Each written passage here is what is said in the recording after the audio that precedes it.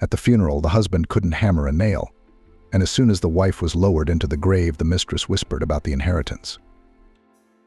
The burial did not start with leaden gloom from the very morning. A fine rain drizzled continuously, as if nature itself was mourning her along with the few mourners who had come to the funeral. Dylan shifted nervously from foot to foot as he stood by the fresh graves. In his hands, he could hardly hold a heavy hammer and several nails, which he was going to hammer personally into the lid of his late wife's coffin. "Dylan, come to the grave," came the harsh voice of Priscilla, his mother. "My shoes are wet, and I'm wet myself. I don't want to catch a cold." Tricia, a spectacular brunette with bright red lips, stood a little farther away, wrapped in a light shawl. Her expression remained impenetrable. Little did they know that Tricia had been in an affair with Dylan for a little less than a year. "Mom, please don't rush me. It's a funeral after all," Dylan mumbled, trying desperately to get his trembling fingers on the nail head. "Exactly," Priscilla poked. "It's a lot of trouble with these funerals. It's a good thing you organized it quickly. Connections solve everything, as they say. And that Dr. Ethan was experimenting, and now he's under investigation. And his son could end up in an orphanage." Dylan remained silent, trying to hammer a nail in. The damp earth seemed to want to pull him into its cold embrace, along with the coffin. The rain was slowly turning the cemetery into a kind of damp and dreary realm. But no matter how many times he tried to hammer in a nail, it was all in vain. Either the wood was too hard, or Dylan's skills were at a child's level. "Dylan, maybe we shouldn't do this. The workers can do it themselves. They don't eat their bread for nothing," Priscilla reminded herself again. But her son only gripped the handle of the hammer tighter, like an experienced craftsman. "You see, my dear," continued the mother, watching his clumsy attempts. "I always told you that Chloe was no match for you, no match at all. That's all I've ever told you." Mom, Dylan shouted irritably and threw the hammer into the dirt. "Let's talk about something else, okay?" "Well, what else is there to talk about?" "I told you at the wedding, remember, that it was a mistake. You wanted a wife who was good-looking, so you wouldn't be ashamed to show people. Tricia, for instance." Priscilla wouldn't stop. Tricia, who had remained silent until then, coughed slightly, drawing attention to herself. "Priscilla, really, you shouldn't," she whispered, fixing a strand of perfectly styled hair. "Let's do this some other time, okay? This isn't the time for this kind of talk." "Why wouldn't it be?" Priscilla frowned. "Chloe is already on the other side of the world, and you're so young and handsome. Dylan, don't be a fool, don't miss your happiness." He looked at his mother expressively, making it clear that it was definitely not worth developing this topic now. All right, I'll be quiet." Priscilla raised her hands in a conciliatory gesture. "Just make sure you nail it down tight, or she might decide to come back." Dylan gritted his teeth and hit the nail hard, but it bounced off the coffin lid with a nasty sound, like a spring, and fell into the dirt in front of the two gravediggers, who waited patiently for the command to begin the burial. "No, I can't," he whispered, stepping back. "Let's get out of here." Tricia, without a word, took him under her arm, Priscilla joining in. It didn't take much persuasion, and soon the three of them were heading for the cemetery exit, leaving the two gravediggers to do their usual business. Dylan took the lead rather quickly, leaving the women behind. "You know, Priscilla," Tricia whispered as they walked a few steps away from the grave. "She made a will before she died. I'm her personal hairdresser, her beauty master. But she had no beauty in her life." Priscilla, who had been vigorously making her way through the cemetery mud, stopped abruptly and stared suspiciously at her son's companion. "A will?" she asked, squinting her eyes. "And what is in it? Did she give all her rags to her girlfriends, down to the last trinket?" "Priscilla Adams has not rags, but a fortune. A horse farm. Can you believe it? She bought it just before she died, took all her money out of circulation and invested the last of it." Tricia jabbed dismissively, adjusting her expensive leather purse on her shoulder. "Arabian horses." Priscilla Adams choked with surprise. "What kind of, God forbid, elite horses?" Tricia said meaningfully, enjoying the effect her words had. "English thoroughbreds. Chloe, as it turned out, was well versed in this. Priscilla Adams, not believing her ears, sank down on the nearest bench. The rain continued, but she seemed not to notice neither the penetrating dampness nor the drops running down her face. Farms. Horses. She muttered to herself. And who was going to get all this good stuff now? Dylan. Who else? Tricia shrugged. He's the sole heir now. Priscilla Adams straightened sharply. A wicked light flickered in her eyes. Thank you, my daughter, for enlightening me. I didn't even know about it. I didn't really care for him. She said that, and Tricia, smiling to herself, continued her thought. Exactly, Priscilla Adams. Dylan is a city boy. He's a newcomer to the farm, no clue. Imagine what will happen if he, therefore, inherits the rights of inheritance, and what to do next does not understand. Oh, come on. This farm won't last long with an owner like that. He'll squander it all in no time, son. You'll see. I know him well. Priscilla Adams shook her head meaningfully. But if he had a woman with him who was smart, and knew her way around a horse, Tricia said, and gave Priscilla Adams a meaningful glance. Well, that's a different matter. Her mother instantly picked up on the theme.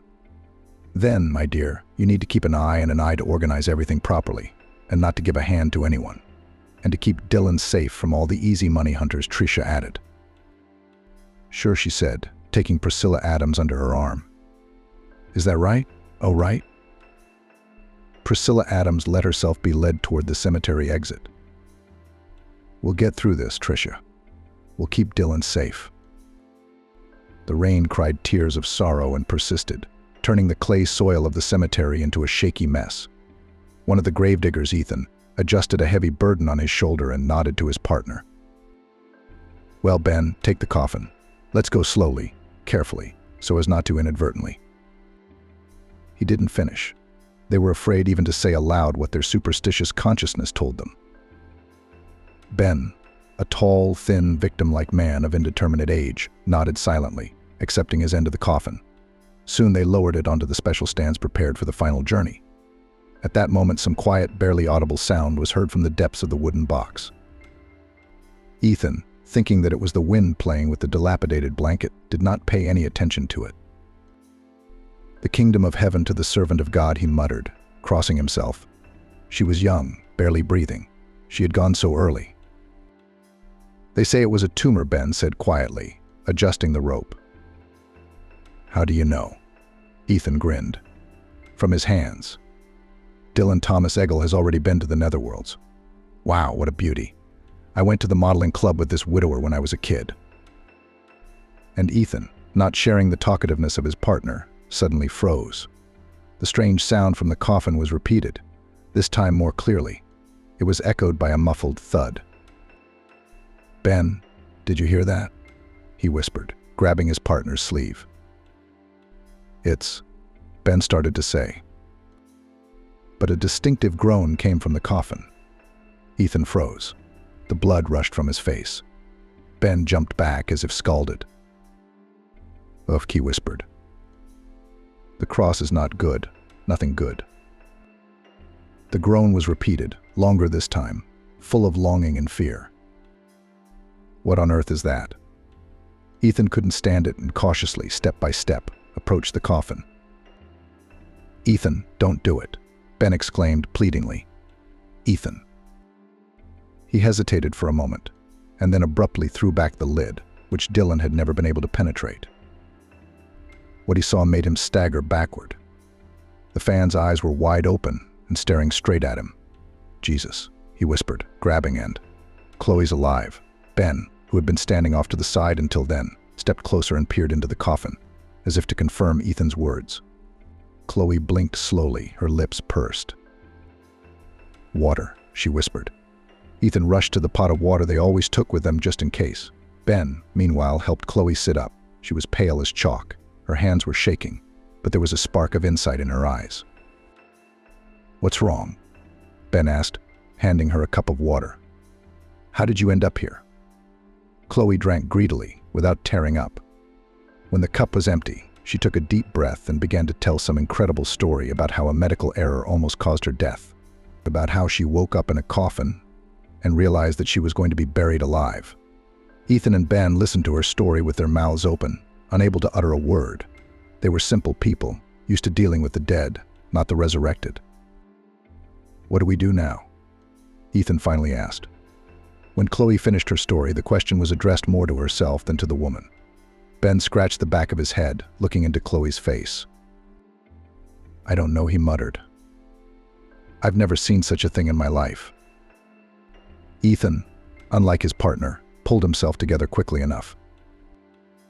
"So first of all, we have to get out of here," he said resolutely. "Or relatives will come back and see you in good health and will be scared." Chloe, rising from the coffin, nodded in agreement. She still felt weak, but was grateful to fate for the second chance.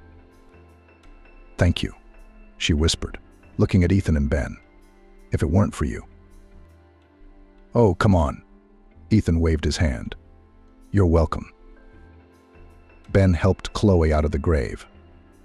The rain, as if by order, stopped, causing the gravediggers the feeling that nature itself rejoiced at her miraculous rescue. "Shall we go, old lady?" Ethan asked, looking at the woman. Chloe sighed sadly and gently took him under her arm. At the same time, Dylan and his companions hurried to solve the issue with the inheritance. The notary office was located in the very center of the city. Dylan with difficulty found a place for a car in the cramped parking lot and helped the women to get out. "Well, son, are you ready to become an heir to $1 million fortune?" Priscilla Adams asked with a smile as they walked up the wide staircase. "We're not exaggerating," Dylan murmured. But in his heart he was flattered by the new word millionaire. The office was waiting for them. A young secretary led them into a spacious office, where a man in a strict suit sat behind a massive desk. Come in," the notary pointed to the chairs. "I understand that you are about the inheritance of Chloe Degtyaryeva?" "That's right," Priscilla Adams replied, settling down in the chair. "This is my son Dylan Pulit Degtyaryov, and the only heir." "It's a pleasure," the notary nodded. "As far as I know, Chloe Dmitrievna left a will. Slowly, grandson." He opened the folder and began to list. So according to the documents, Chloe Dmitrievna owned a 30-head stable, a land plot of 10 hectares, residential houses and outbuildings. Dylan listened to him in the semi-darkness. Figures and legal terms merged in his head into a colorless hum. He was already drawing pictures of a new life, a luxurious mansion instead of a cramped apartment, an expensive car, traveling. However, the notary's voice sounded strange. "I must warn you that the property of Chloe Dmitrievna is under arrest." "What?" Dylan jumped out of his chair. "What arrest? What are you talking about?" "Calm down, son," Priscilla Adams put her hand on his shoulder.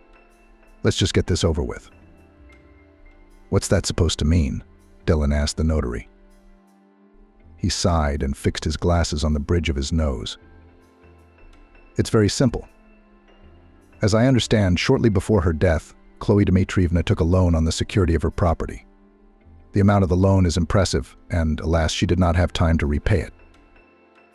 "A loan?" Dylan looked at the notary confusedly. "But why did she need a loan?" "Exactly why." Priscilla Adams squinted. "Chloe, as far as I can remember, has never taken out a loan." "Well, we'll find out," Dylan whispered, clenching his fists. "I knew she was up to something." "Please, let's not have any of this theatrics," the notary frowned. "It's all legal. I have the loan documents with that." He pulled papers out of a folder and held them out to Dylan. He took the papers with trembling hands and began to read.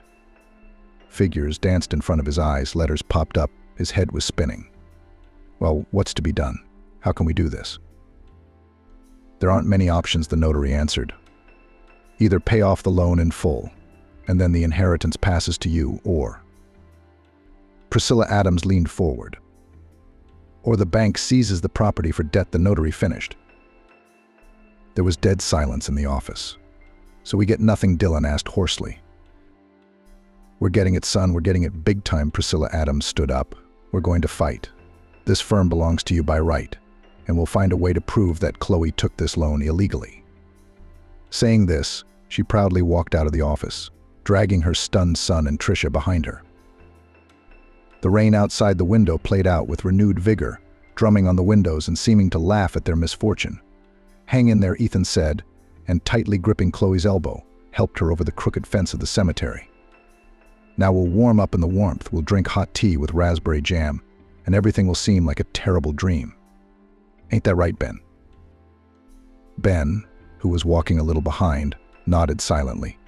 He hadn't said a word since Chloe had come out of the grave, and he kept looking at her warily, as if he expected her to melt into the air like a ghost. The light in the old woman's window was quite close. Chloe, driven by cold curiosity, quickened her step. Petrovich, as far as she understood from Ethan's stories, was an iconic figure in the cemetery. A former gamekeeper who had served time for self-defense, he was known as a stern and taciturn man. But at the same time, as Ethan claimed, he had a golden soul. The hut of the old woman Stepan Petrovich was a small wooden hut, nestled at the very edge of the cemetery. Coming closer, Chloe heard the muffled barking of a dog coming from inside. "Don't be frightened, it's Zhuchka, a kind soul. Except that she doesn't like strangers." Petrovich picked her up as a puppy. Since then they have been inseparable, Ethan explained. Noticing how Chloe tensed, he knocked on the door. The barking increased, joined by a hoarse male voice. Finally the door opened, and Petrovich appeared on the threshold. He was a sturdy grandfather with graying hair and piercing gray eyes that seemed to see through the man. He was wearing an old cotton jacket and rubber overshoes on his feet. "To what do I owe the honor?" he asked hoarsely, eyeing the guests suspiciously. "Petrovich, I'm sorry to disturb you at this hour," Ethan began, trying to speak as conciliatory as possible. "But here's the situation. It's urgent. It's necessary to decide." Without saying a word, the host stepped back, letting the guests inside. Chloe carefully stepped over the threshold and found herself in a small but cozy room. In the corner stood an iron bed, covered with a patchwork quilt. Opposite was a massive wooden table. On the wall hung a photograph of a woman in a scarf, and next to it an old clock. The bug, having made sure that the guests were allowed to enter, calmed down and now looked at the guests with curiosity, wagging its tail. "Come in, don't be afraid," Ethan smiled, noticing Chloe's hesitation. "The bug has already sniffed you. Decided you weren't dangerous." Chloe smiled shyly back and sat down on the edge of the creaky table.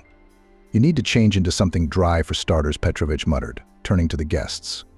"My wife has left her change of clothes just in case. Of course it's far from your size, but it'll do for the first time." He went off into the next room and returned with an armful of clothes. "Here you are," he handed Chloe a sweater and a long skirt. "And I'll put the tea on in the meantime." Chloe gratefully took the clothes and went to change behind the screen. Ben and Ethan tactfully went outside, luring the restless dog behind them. In the depth of her soul, Chloe was touched by the care of those people, recently completely unknown to her. Fate gave her a second chance, and she was determined not to miss it. Chloe came out from behind the screen, feeling a little awkward in a spacious skirt and a knitted sweater, smelling of lavender and something subtly homely. She sat down in the chair again, trying not to look at Ethan, who had returned to the house and was watching her closely.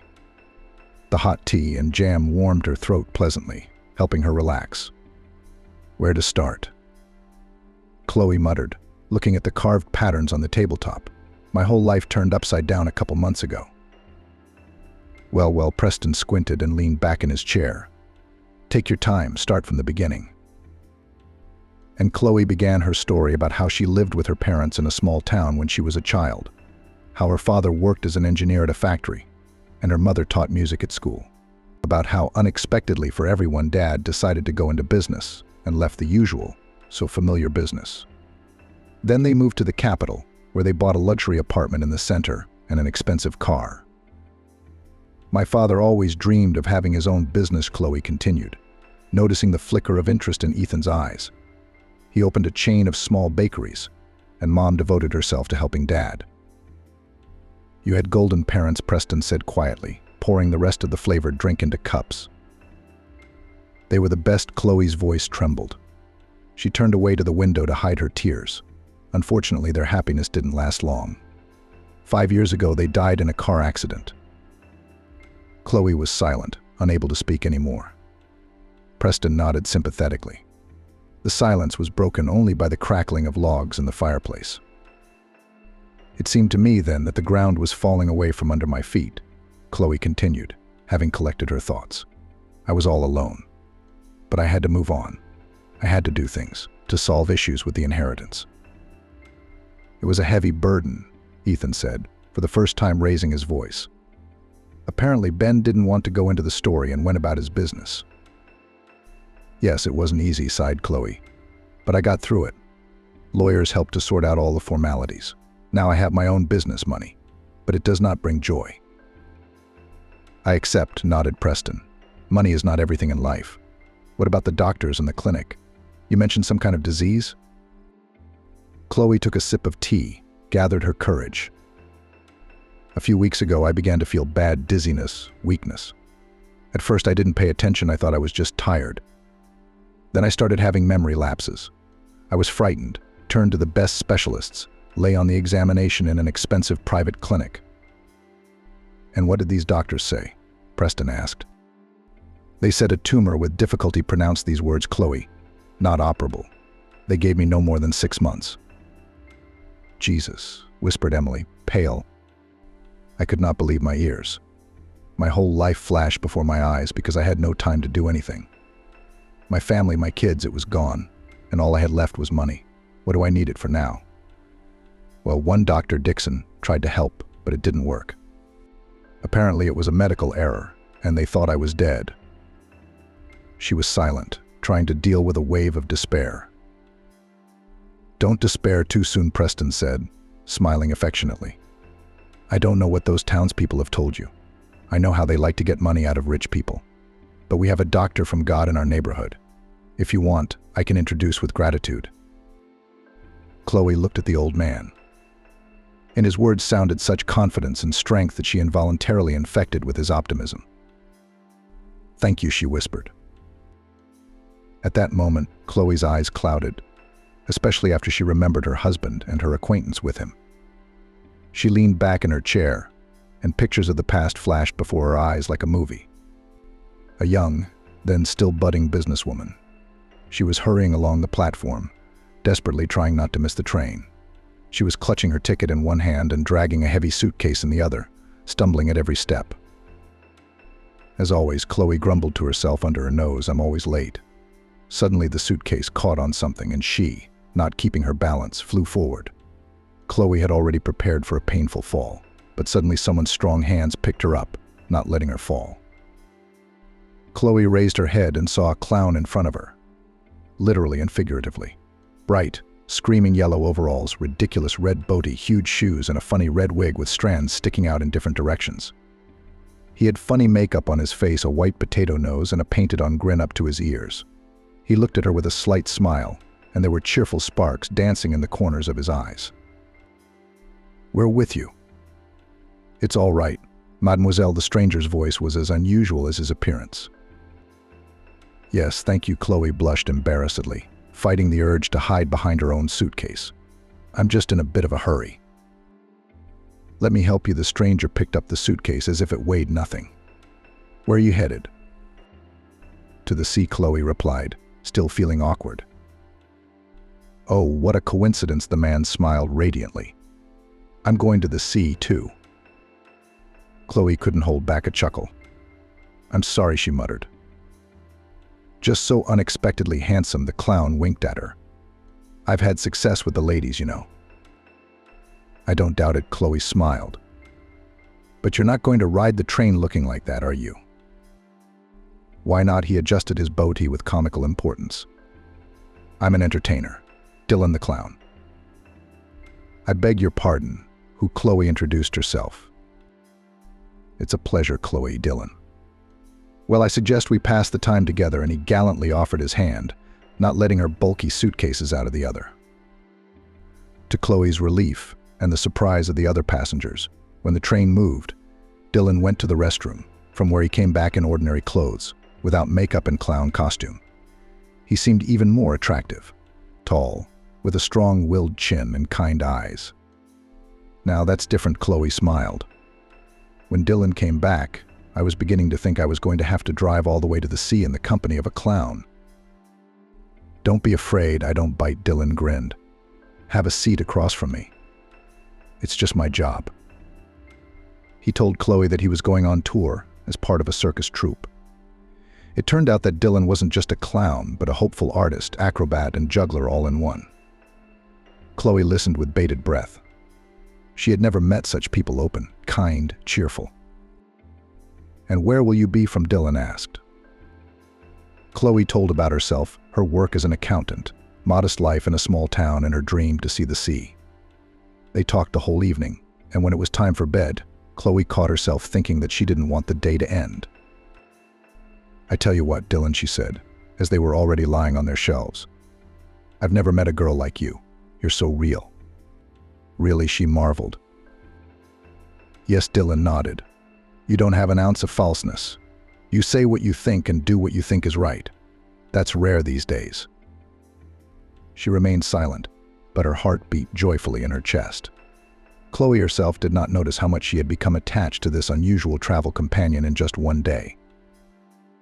The next day they drove to the sea. Dylan had to go to the hotel, and Chloe went to look for her aunt, whom she came to visit. Chloe, wait, Dylan caught up with her on the platform. I don't know if I'll see you again, but I'd like to, he faltered, then pulled a small red clown nose out of his pocket and held it out to Chloe. It's a keepsake for you, he muttered embarrassedly. So you don't forget Dylan the clown. Thank you, Chloe took the gift, feeling everything inside clench with sadness. I won't forget you either.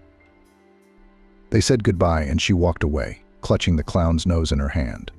It seemed to her that this was just a summer adventure that would never be repeated.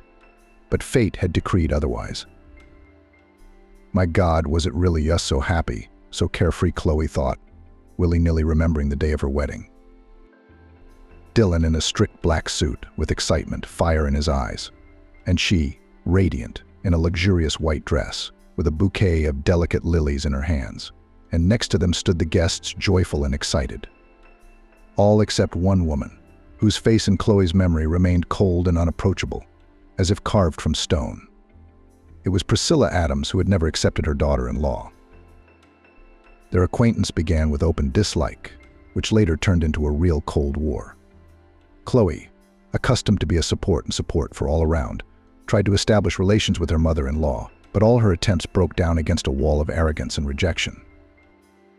Come on, Dylan tried to reassure her after the next scene. Chloe is a beautiful girl. She loves me, and that's enough. She loves you? Priscilla Adams mocked him. And she's just screwing with you. You're talented, handsome. You could have found a better match. Dylan's voice trembled. But stop, please. I love Chloe, and we're going to be together whether you want us to be or not.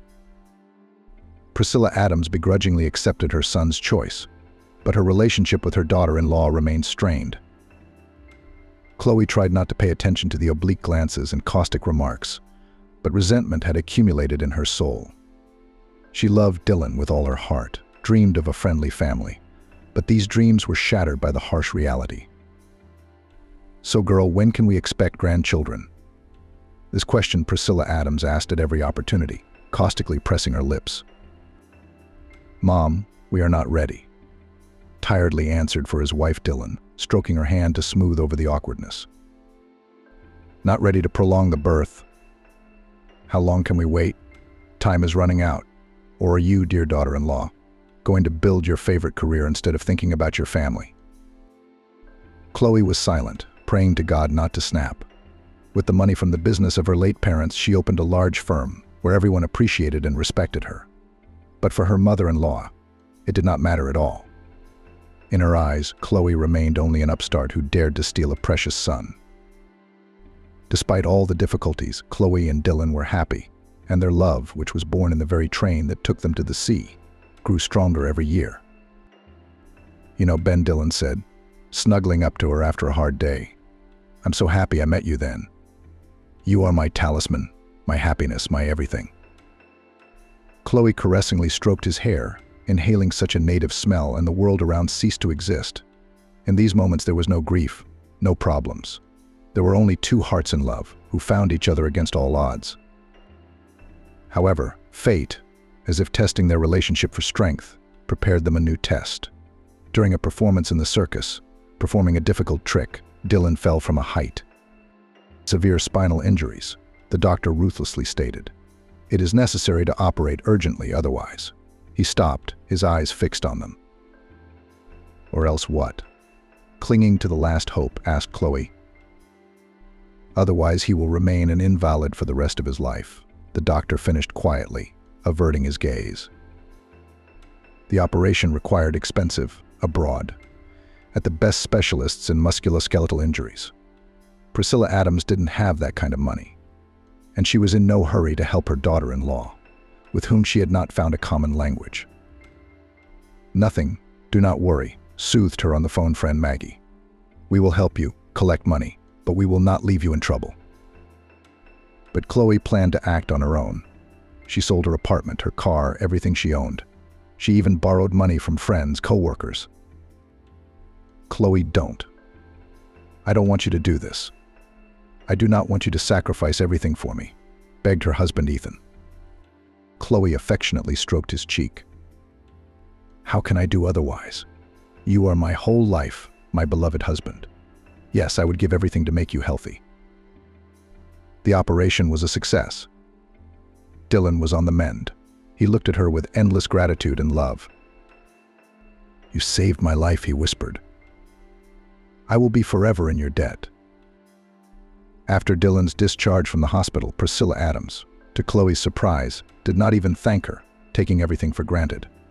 Despite the success of the operation with the circus, Dylan had to break up with it. It had been 8 months since the day Chloe had brought him back to life. 8 months filled with concern for her husband, worry for his health, and desperate attempts to regain the former ease in their relationship.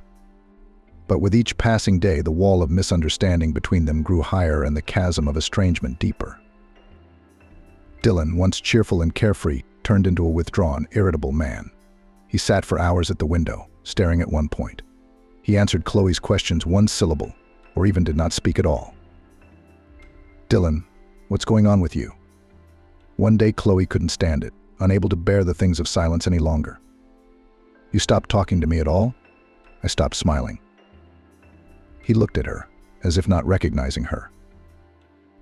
It's all right, he mumbled, turning away from the window. Leave me alone. Chloe's heart clenched with pain.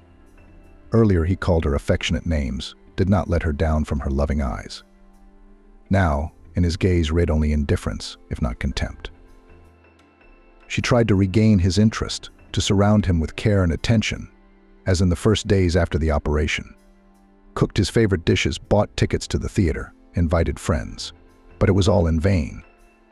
Dylan remained deaf and indifferent to her efforts. One evening, sorting out the papers on his desk, Chloe came across a bright red card in the shape of a heart. There was no signature or address on it, only a few lines scrawled in sprawling handwriting. I look forward to our meeting. Your bunny. Chloe felt the ground slipping away from under her feet. So that's what it is, he has another one. That thought made her feel as if she was burned with icy fire. She rushed to Dylan, who was smoking on the balcony. What is it? Chloe exclaimed in a broken voice, throwing the card at his feet. Who is this woman? The husband nonchalantly picked up the message, ran his eyes over the text and indifferently threw. I do not know what it's about. Probably someone mistook the address. Not me. Chloe's eyes flashed with anger. I see how you've changed. You don't love me anymore. Dylan looked at her silently, and in his eyes Chloe was horrified to see something she had never noticed before, a cold emptiness. Tell me, have you ever loved me at all? With difficulty Emily squeezed out, feeling the tears coming. Dylan didn't answer anything, just turned away, as if from an annoying fly. And at that moment Chloe realized her worst fears were confirmed. There was no room for her in his heart. The next days stretched like in a fog. She felt devastated, broken. She had lost everything: her beloved husband, the meaning of life, hope for the future. One morning when she woke up, she felt sick. Her head was spinning, her eyes were swimming. and her whole body felt so weak that she could hardly move. Chloe tried to call Dylan, but his voice sounded like a hoarse whisper. Gathering the rest of her strength, she reached for her cell phone and dialed the number of the ambulance. The hospital had found a tumor. Doctors talked about a complex operation, long rehabilitation, that the chances of a full recovery are small. But Chloe did not care much. She did not care whether she survived or not. Her husband, having learned about her illness, did not show a single drop of sympathy or concern, just dryly through. "I hope it will not take long," and left, slamming the door. At this moment, Chloe realized that she had finally lost her husband. He became a stranger to her, like a distant star, on which she had once made her wish. And time in the hospital flowed like molasses. Days were replaced by nights, merging into a colorless succession of pain, weakness, and apathy. She had little hope of recovery. The doctors, as if conspiring, spoke of surgery with reluctance, as if delaying the inevitable. Who cares, Tricia thought. Dylan had betrayed her, trampled on her heart, leaving only a gaping void. One morning, an unfamiliar doctor entered the room tall, with a piercing gaze. Dixon radiated calmness and confidence. "My name is Dixon," he introduced himself. "I think I can help you." Emily raised an eyebrow incredulously. There was power in his voice, but the rumors about him were most contradictory. They said he used unconventional treatments that weren't recognized by official science. Help Adam grinned bitterly. "You're too late, doctor. My disease is incurable." Dixon crouched on the edge of the bed, gazing intently into her eyes. "Well, it's not all that certain. I've reviewed your medical history, and I have my assumptions. But first I'll need your consent. Are you willing to take that risk?" Chloe hesitated. On the one hand, skepticism and disbelief, but on the other hand, a desperate hope simmered somewhere in the depths of her soul. But she whispered, "There's nothing to lose, it seems to me. Let's give it a try." Dixon's treatment proved to be a stern test. Andrew Evans, the clinic's chief physician, immediately absolved himself of all responsibility by making Dixon sign a document to that effect. Unusual treatments, infusion with bitter-tasting herbs, strict diet, all this exhausted Chloe even more. But she stubbornly followed the doctor's instructions. Sometimes in rare moments of enlightenment, it seemed to her that the condition seemed to improve. But then weakness overcame her again, erasing the fragile sprouts of hope. And Dylan never once visited his wife. He'd only called once, coldly inquiring about her condition. "So have the doctors given their prognosis yet?" Colorless voice asked the husband. "I don't know, Dylan, I don't know," Chloe replied tiredly. "I'm not asking anymore." I see he gritted through his teeth. "Listen, Chloe, I've been thinking. Anyway, so let's formalize the divorce. It'll be better for everyone." Chloe was silent, feeling her insides freezing. So everything was over definitively and irrevocably. "Can you hear me, Chloe?" "I can hear you," she replied quietly. "Do whatever you want. I don't care." Dylan did not call again. Chloe, having collected the rest of the funds and taking a large loan from the bank, bought a farm with elite horses which she had dreamed of for so many years. From a business point of view, the purchase was very well thought out. But she wanted so badly to please herself, even with the help of huge debts. It didn't matter. But how much of that life was left? And a few days later, Chloe felt quite bad. Her head was dizzy, colored circles swam before her eyes, and her heart clenched with pain, as if trying to break free. She tried to call for help, but her lips refused to move. Her eyelids felt leaden. The last thing that Chloe remembered was the worried face of the nurse, leaning over her, and Dixon's voice, giving orders when it began. For the first minute, she thought she was in hell. All around her there was pitch blackness. The air was heavy, and a stiffening pain emanated from her body. She tried to move, but realized she was enclosed in a tight space. Panic gripped her in an icy grip. Where was she? What was wrong with her?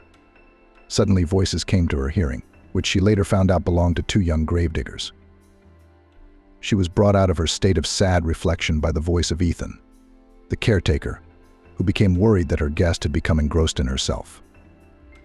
A new herbal tea was available on the table in front of her, Preston set a plate of hot potatoes and a piece of bread beside it. "Eat, daughter, eat. You need your strength," he grumbled, stroking his graying beard. "You've had enough fear, haven't you?" I could only nod. I couldn't say another word. My head was still clammy with the horror that made my blood run cold, and my memory was quick to recall every detail: the darkness, the smell of damp earth, and the voices. And then there was the creak of the shovel on the gravel and her own scream, full of terror and despair, which no one heard.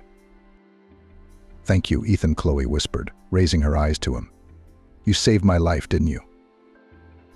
Ethan blushed and muttered that he didn't really need to thank her. He'd just done what anyone else would have done. "So what happens now?" Chloe asked after a brief silence. "After all, I've been presumed dead." Chloe realized that she had to tell the truth to the doctor. The doctor would be blamed for her death. At that moment, she immediately remembered Dixon, his tired voice, his insistence on treatment. He was the only one who believed that Chloe could get better. And now, because of this ridiculous incident, his career could be ruined. "I need to go into town right away," she said firmly. "I have to let everyone know the truth." "It's already evening, and my car is acting up," Ethan said with his arms. "We'll drive it tomorrow morning. Don't worry." But she couldn't leave it for tomorrow. Every minute felt like her last. "Ethan, please," she begged. "Find a car, please. I'll pay for everything." Ethan hesitated for a while, but then sighed and, nodding, went out of the gatehouse. Chloe looked after him hopefully. Half an hour later, an old Jeguilinox stopped at the gate of the cemetery. Ethan helped her to get into the cabin, and the car started. "I'm sorry to drag you into all this," she said, realizing the lengths Ethan had gone to for her. "It's nothing. Never mind," Ethan brushed it off. "You should have seen me when I pulled you out of the grave. That's where I was scared." Chloe smiled involuntarily. "Dixon was right," she said, looking thoughtfully out of the window. "He said there would be a second birth. And though there was still much about this second birth that was unclear and frightening, one thing she knew: she would fight for herself, for her life, and for the man who wasn't afraid to defy death for her." "Don't worry so much," Ethan said soothingly, gripping the steering wheel tightly. "We'll figure it all out in a moment." She nervously tried to calm her shivers after the horror she'd experienced. The thought of going to the police made her unsure. "It's easy to say we'll figure it out," she muttered, looking out the window at the cars whizzing by. "The police wouldn't believe me. They'd say I was crazy. Who comes back from the dead to claim resurrection anyway?" "You're not crazy at all," Ethan said firmly, giving her a brief glance. "You were indeed mistreated, but we'll prove it. I mean, we have proof. After all, Ben did testify." "What if Andrew Evans, the head doctor, had it all figured out?" Chloe asked, feeling panic coming to her. Ethan braked sharply at the curb, causing Chloe to clutch the door in fright. "Chloe, listen to me, please," he said, turning to her. "I don't know what this Andrew Evans is up to, or whether anyone else is involved. But we must try, or all these scoundrels will go unpunished. You don't want that, do you?" Chloe shook her head negatively. "No, I don't. But I don't want to go to jail for slander either." "No one will put you in jail," Ethan said confidently. "You're the victim in this story. You just need to tell it like it really happened. And I'll be there for you." He smiled encouragingly, and Chloe felt the tension release a little. This gentleman with such warm eyes and calm voice gave her a strange feeling of security. "Okay," she nodded. "Let's give it a try."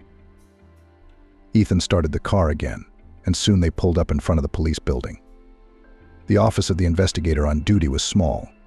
Behind a desk piled with papers sat a man in his 40s with tired eyes and a surly expression. "Well, tell me," he said, casting a quick glance at them. "What's the incredible story?"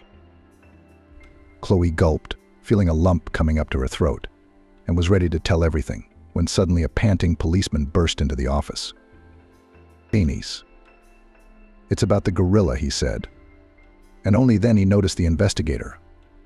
"I'm sorry, Comrade Major, I didn't know you were busy. An hour." "Speak," the major waved his hand. "So what is it?" "Andrew Evans's lawyer is there," reported the policeman. He wants to see you about the statement of citizen Degtyareva. Degtyareva and Eva Dmitrievna, Chloe prompted. Yes, Degtyareva and Eva Dmitrievna, the policeman finished. She felt her hands go cold. Andrew Evans was already here. Did he know she was coming to the police? And had time to get a lawyer? Invite a lawyer, the major ordered. A few minutes later, a man in an expensive suit appeared in the office with a briefcase in his hands. Hello, he said, smiling a broad professional smile. Andrew Evans asked me to tell you that he sincerely regrets the misunderstanding. Misunderstanding? Chloe questioned, not believing her ears. You call it a misunderstanding? You almost buried me alive. I assure you, Chloe, there was an unfortunate mistake, said the lawyer, not even blushing. My client is deeply shocked by what happened. He has already dismissed the doctor, who was responsible for this tragic mistake, and is ready to pay you a generous compensation for moral damage. After these words, he took out a Scotch-wrapped cellophane bag from his briefcase and handed it to Chloe. Here is $5 million. I hope that this amount will be enough to forget about this unpleasant incident as a terrible dream. Chloe pushed the offering away with disgust. Do you think your money can compensate for what I've been through? Emily shrieked. I want Evans to answer for his crimes. He wanted to cover his tracks, so he refused to do an autopsy. And I'm not the only one. I know I'm not the first person to suffer at his hands. Chloe, calm down, the major said glumly. Do you have proof? Yes, I have proof, she said firmly, meeting her gaze with the frightened eyes of the lawyer. And I am prepared to provide it, but only in exchange for complete anonymity and protection. The lawyer nodded in agreement and walked out of the office with his lips pressed together. The next few days passed like in a fog. Chloe testified to the investigators, telling them everything she knew about Evans' machinations. And in fact, Dixon did everything right and was able to improve the patient's condition. But when there was a crisis, the head doctor realized that it was necessary to organize a funeral as soon as possible, so that the prosecutor's office did not get to the body and did not accuse him of everything that had happened.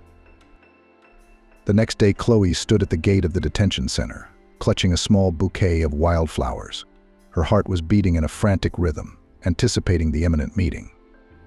The massive iron door creaked open, and Dixon, her physician, appeared on the threshold, an unwilling prisoner of this gloomy stronghold. His usually cheerful eyes were full of sadness, and his face was a mask of weariness. Seeing her with the bouquet, he could not restrain a warm smile. Chloe, are you alive? He whispered, not believing his eyes. Alive, Dixon. Emily replied with a smile, holding out the flowers. And it's all thanks to you. Apparently, I was allergic to one of the drugs, which caused a state of coma, which the head doctor mistook for death. Dixon smiled and awkwardly accepted the bouquet, still unable to believe in the reality of what was happening. But how? He began. But she stopped him with a wave of her hand. All later, she said. The main thing now is that you are free. There's a car waiting for you. Indeed, there was a cab at the curb, its driver looking impatiently at his watch. Get in. Gently pushed Emily Dixon to the car. You need to rest. Come to your senses. And what about you? He asked anxiously. I'm fine now. Your treatment seems to have caused me remission, Chloe assured him. I need to see someone else. She waited until the cab was out of sight, and only then she went to her car. All the way to the house, she did not leave a strange feeling of desolation. So much energy had been devoted to fighting for justice, for Dixon's freedom, and for the truth to prevail. What now that the goal had been reached? Emily felt alone. I hope this passes, she tried to reassure herself as she turned down the familiar alley leading to the house. But as soon as she parked at the gate, her heart thudded with a bad feeling. Dylan's car was parked there. Chloe opened the gate, entered the yard, feeling the anxiety growing with every step. The door was ajar, muffled voices came from inside. She quietly climbed the porch, peered into the living room. Her husband was sitting in an armchair with his leg over his leg. He was wearing the silk robe Chloe had given him for their wedding anniversary. Opposite, On the 60 coffee table was Tricia, her personal hairdresser, a young and spectacular brunette. "Dylan, are you sure this is the shade you want?" flirtatiously asked Tricia, showing him the palette with colors. "Yes, everything is so." Dylan lazily stretched out, sipping whiskey from a crystal glass with pleasure. Chloe froze in place, unable to utter a word. Her head was buzzing. Dark circles floated in front of her eyes. So he was cheating. All this time while Emily was fighting for her life. For justice, he was having fun with someone else. Tricia, noticing her reflection in the mirror, shrieked and dropped the palette, the paints scattered across the floor like multicolored confetti. Chloe Preston. Voices rounded with horror. Dylan turned around and the glass slipped out of his hand, shattering into 1,000 shards. "Chloe, you're dead," he mumbled, stammering, pale as a sheet. "Yes, Dylan, it's me," Chloe said slowly, entering the room. "And you must have thought that I was already rotting in the grave." Dylan nervously twitched his apple of his eye. I can explain everything about this." Taking a step toward him, she backed away. "It's not necessary, Dylan. I can see everything perfectly well." Chloe looked around the living room. Broken glass, scattered paints, frightened face of Tricia, frozen window glass, everything spoke for itself. "Chloe Preston, I had nothing to do with it," he ventured. "What did you say?" she retorted. "I'm dead," Chloe finished coldly. "Yes, Tricia, have you heard about it? My lawyer has undoubtedly notified all concerned." Dylan raised his head. "What are you talking about?" Chloe grinned. "Don't pretend, Dylan. I know about your affairs. I know how you waited for my death to get the inheritance." "That's not true," Dylan exclaimed, blushing like a cancer. I loved you." "Do you love Tricia now?" Chloe asked, not taking her eyes off her husband. He turned pale, opened his mouth, but could not utter a word. "You see," sighed Chloe, "no more lies. I'm filing for divorce." "Divorce? But what about?" Dylan looked around helplessly, as if looking for support. "It's very simple." Chloe took out an envelope from her purse and threw it on the table. "Here are all the documents. Sign them when you familiarize yourself." She turned to Tricia. "And I advise you to hurry up before I change my mind." Chloe turned around and left the house. Getting into the car, she let herself burst into tears. Her heart was torn with pain and resentment. So many years of marriage. Didn't it mean anything to him? "Chloe Preston, are you sure this is a good idea?" the notary asked with obvious concern. She nodded decisively. "Absolutely," Chloe said confidently, signing the document. "I give a part of my property to Dixon, who after the trial of Grozny's Andrew Evans became the head doctor of the clinic." The notary shook his head. "But this, please." "It's absurd," he muttered. "To give a part of his fortune to a doctor who had been under investigation." "Dixon is a good man," calmly replied Chloe. "He deserves it much more than my unfaithful husband." Having given the necessary orders to the notary, Chloe went to the cemetery to meet her savior. "Chloe, are you serious?" Ethan stood on the doorstep of the old woman, not believing his ears. "Farm? Horses?" She smiled. For the first time in a long time. It was genuine. "Totally serious. I've always dreamed of having a farm. You know about horses, don't you?" "Well, I helped my grandfather in the village when I was a kid," Ethan mumbled embarrassedly. "That's great." Chloe clapped her hands. "So it is decided you will be my partner." Life on the farm was quite different from the life a businesswoman was used to. Early rise, hard work, constant care of animals. But the strange thing was that Chloe felt happy. For the first time in her life, she was doing something she really liked. Ethan turned out to be an indispensable assistant. He quickly mastered all the necessary subtleties of horse care, and soon the farm began to bring profit. Chloe was surprised to discover her talent as a breeder. Her pets were famous for their beauty and grace. At auctions, they were paid fabulous money for them. Who would have thought that you would make such a gambler, Ethan? Here laughed Ethan, watching his wife standing in a snow-white bride's dress. Life is full of surprises, replied Chloe, lovingly stroking her belly. The baby panted playfully from inside. Sometimes you just need a change of scenery to find happiness. Dylan had tried to challenge the divorce decree, but to no avail. All his attempts to regain at least part of Chloe's fortune failed. Tricia found out he was broke and dumped him. "Do you have any idea what it's like to be ridiculed by the whole town?" he whispered, meeting her once on the street. "You ruined my life." She looked at her ex-husband calmly. "Dylan, I didn't ruin your life. You did it yourself when you chose family life over a cheap affair," she said. A year passed. The firm prospered, and Chloe and Ethan got married. Their wedding was modest, but very heartfelt. The witnesses were loyal friends in the person of the head Dr. Dixon and his young wife, Emily. Ben and Preston were the guests of honor. "Chloe, you have given me a new life." "Thank you for what you are," said Ethan, hugging his wife. "You made me happy," she answered, leaning into his shoulder. His eyes shone with love and gratitude. Life, which at first seemed ruined, had found a new meaning, as indicated by the noticeably rounded belly. "Uncle, will you finish your meal without thinking?" Vincent fed the little girl, and when there was a knock on the door. The sun was scorching, and the July heat was melting the asphalt. Even in the car, the smell of bitumen lingered.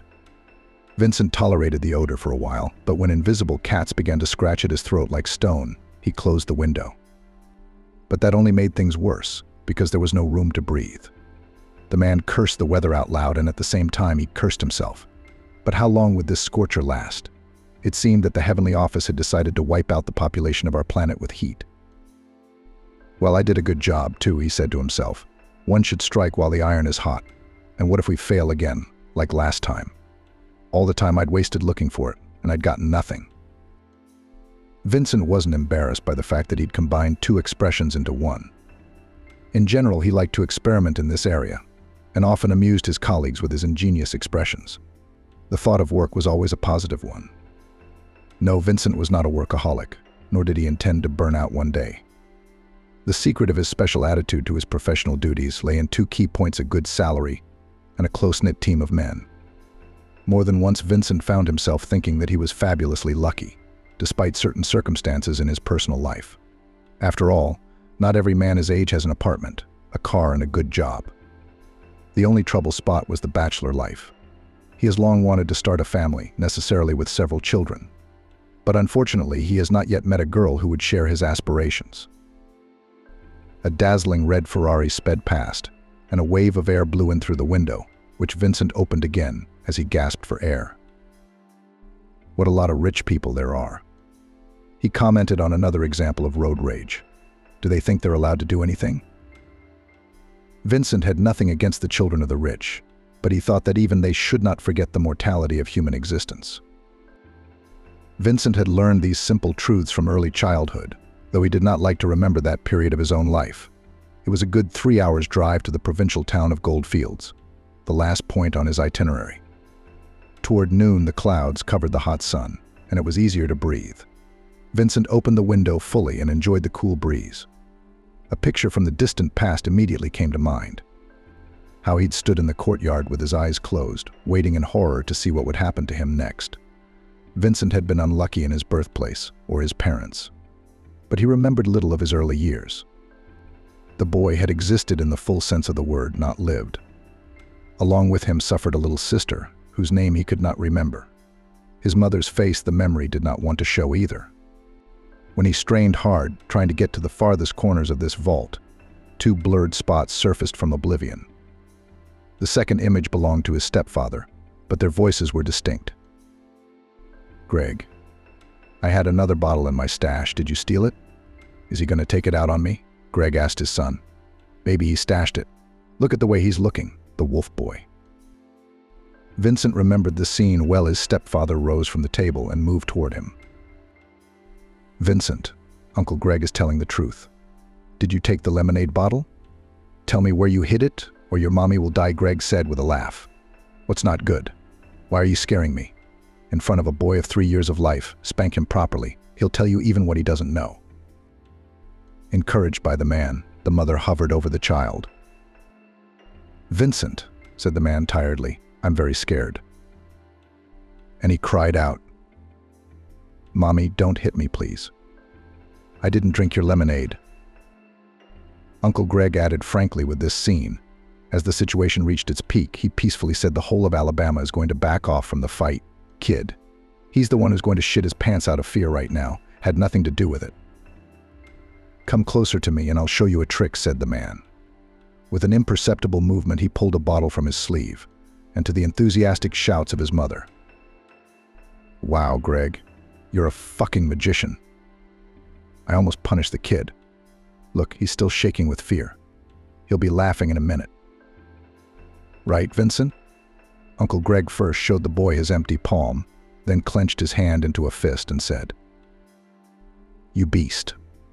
We woke up by the river, and you're in the morgue, you creep. The stepfather opened his palm again, and the boy saw on it 2 caramels behind Mussolini wrappers. Hold on tight while Uncle Greg is kind and called his little sister to visit. When his stepfather was sober, he sometimes showed Vincent card tricks.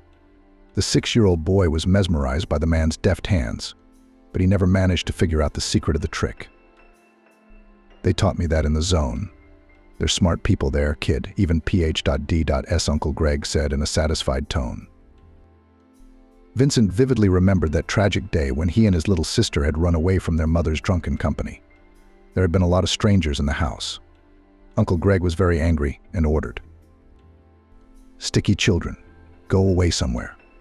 Their own freaks do not give rest, all the time tangled underfoot, and the girl in addition still yells without end. The mother was still in an adequate state and started to object. They don't bother anyone. They sit quietly in the kitchen, playing. And where am I going to take the kids? Let them go to their grandmother. And if I send them to that snake under the hood, she'll report me to the guardianship office. What, Mary? Am I going to get my parental rights revoked? That's a disaster. I'm sorry, but you're as much of a mother as I am a Chinese tea leaf picker. They can take away your parental rights, but you'll be completely free. What am I going to live on? Have you thought about that? I'm on single mom's allowance for both of them. There's not much hope for you, Greg, because today you're here and tomorrow you'll be back in the slammer. The man jumped up and went at his mother with his fists. You want me to shut you up for good? Vincent heard every last word, but understood nothing. He still didn't understand what had made him grab his little sister in his arms and run away from the house, where another scandal was brewing. Perhaps at the critical moment he triggered an innate instinct which is called intuition. But the grandmother and her acquaintances called it a miracle. When the woman saw her grandchildren on the doorstep, she proclaimed, Again, these lousy drunks are having fun with bread. They've gone completely off the rails. They don't think about their children.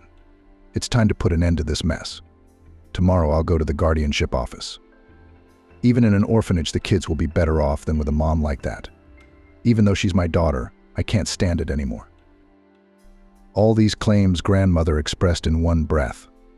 Tired from the emotional shock, Vincent listened to her, afraid to move. If he disobeyed her, she might throw them out on the street. But Amelie, despite her harsh nature, loved and pitied her grandchildren. She washed them, then fed them and put them to bed. But their sleep didn't last long because they heard shouting outside. Then there was a loud knock on the window. Amelie, get up. There seems to be a fire in the cul-de-sac. Didn't your prisoners set Pompeii on fire? Grandmother jumped up and threw her coat over her nightgown. She ran out of the house with her head uncovered, saying, Vincent, you watch your little sister. I'll run and see what's wrong. Grandma was gone for a long time, and Vincent fell asleep again. Here is the edited text with the names changed to American names. The man jumped up and moved at his mother with his fists. It's up to you. Do you want me to shut you up for good? Vincent heard every last word, but understood nothing. He still didn't understand what had made him grab his little sister in his arms and run away from the house, where another scandal was brewing. Perhaps at the critical moment he triggered an innate instinct, which is called intuition. But the grandmother and her acquaintances called it a miracle. When the woman saw her grandchildren on the doorstep, she proclaimed, "Again, these lousy drunks are having fun with bread. They've gone completely off the rails. They don't think about their children. It's time to put an end to this mess. Tomorrow I'll go to the guardianship office. Even in an orphanage, the kids will be better off than with a mom like that. Even though she's my daughter, I can't stand it anymore." All these claims grandmother expressed in one breath. Tired from the emotional shock, Vincent listened to her, afraid to move. If he disobeyed her, she might throw them out on the street. But Amélie, despite her harsh nature, loved and pitied her grandchildren. She washed them, then fed them and put them to bed. But their sleep didn't last long because they heard shouting outside. Then there was a loud knock on the window. "Amélie, get up. There seems to be a fire in the cul-de-sac. Didn't your prisoners set Pompeii on fire?" Grandmother jumped up and threw her coat over her nightgown. She ran out of the house with her head uncovered, saying, "Vincent, you watch your little sister. I'll run and see what's wrong." Grandmother was gone for a long time, and Vincent fell asleep again. Emily appeared when it was light outside the window. She did not cry, but often crossed herself before the images. "Lord, rest their souls and forgive their sins," she said. Amélie did not immediately notice that Vincent was awake. She came over and sat down on the edge of the bed.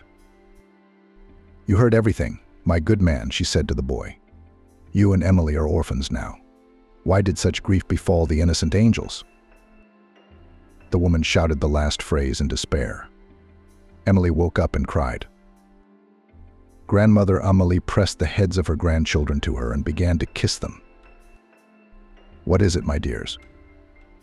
"God will help us. Don't be afraid. You won't be lost with me," she comforted the children. Vincent and little Emily stayed with their grandmother. Vincent remembered the word funeral well, but he didn't have to attend the ceremony, although his sister Zendaya persuaded her. "Amélie, you can't do that. It's their mother." "Zendaya, you can't say that about the dead," Amélie replied. "But Luba was a bad mother. She left nothing good in her memory. And there's no reason for the child to be at the funeral. Then I'll take them to their mother's grave to worship her. The first thing to do is to baptize them. We can't have children walking around unbaptized. I just don't know who I should ask to be my godparents." Aunt Zendaya was eager to tell them. "Nelly is a midwife by profession. I don't think she'd say no. She's family, even though she's distant. She can't have a child of her own, so at least she'll take care of orphans. And again, they're not other people's kids. Maybe then God will take pity on her and send her a child of her own?" Vincent remembered the smell of candles and the priest's long prayer. Emily cried the whole time. An unfamiliar woman named Nelly rocked her in her arms. The adults repeated some words after the priest and crossed themselves. The boy liked most of all the climax of the rite, when he and his sister were put a cross around their necks. The grandmother was very satisfied that she had fulfilled her main mission.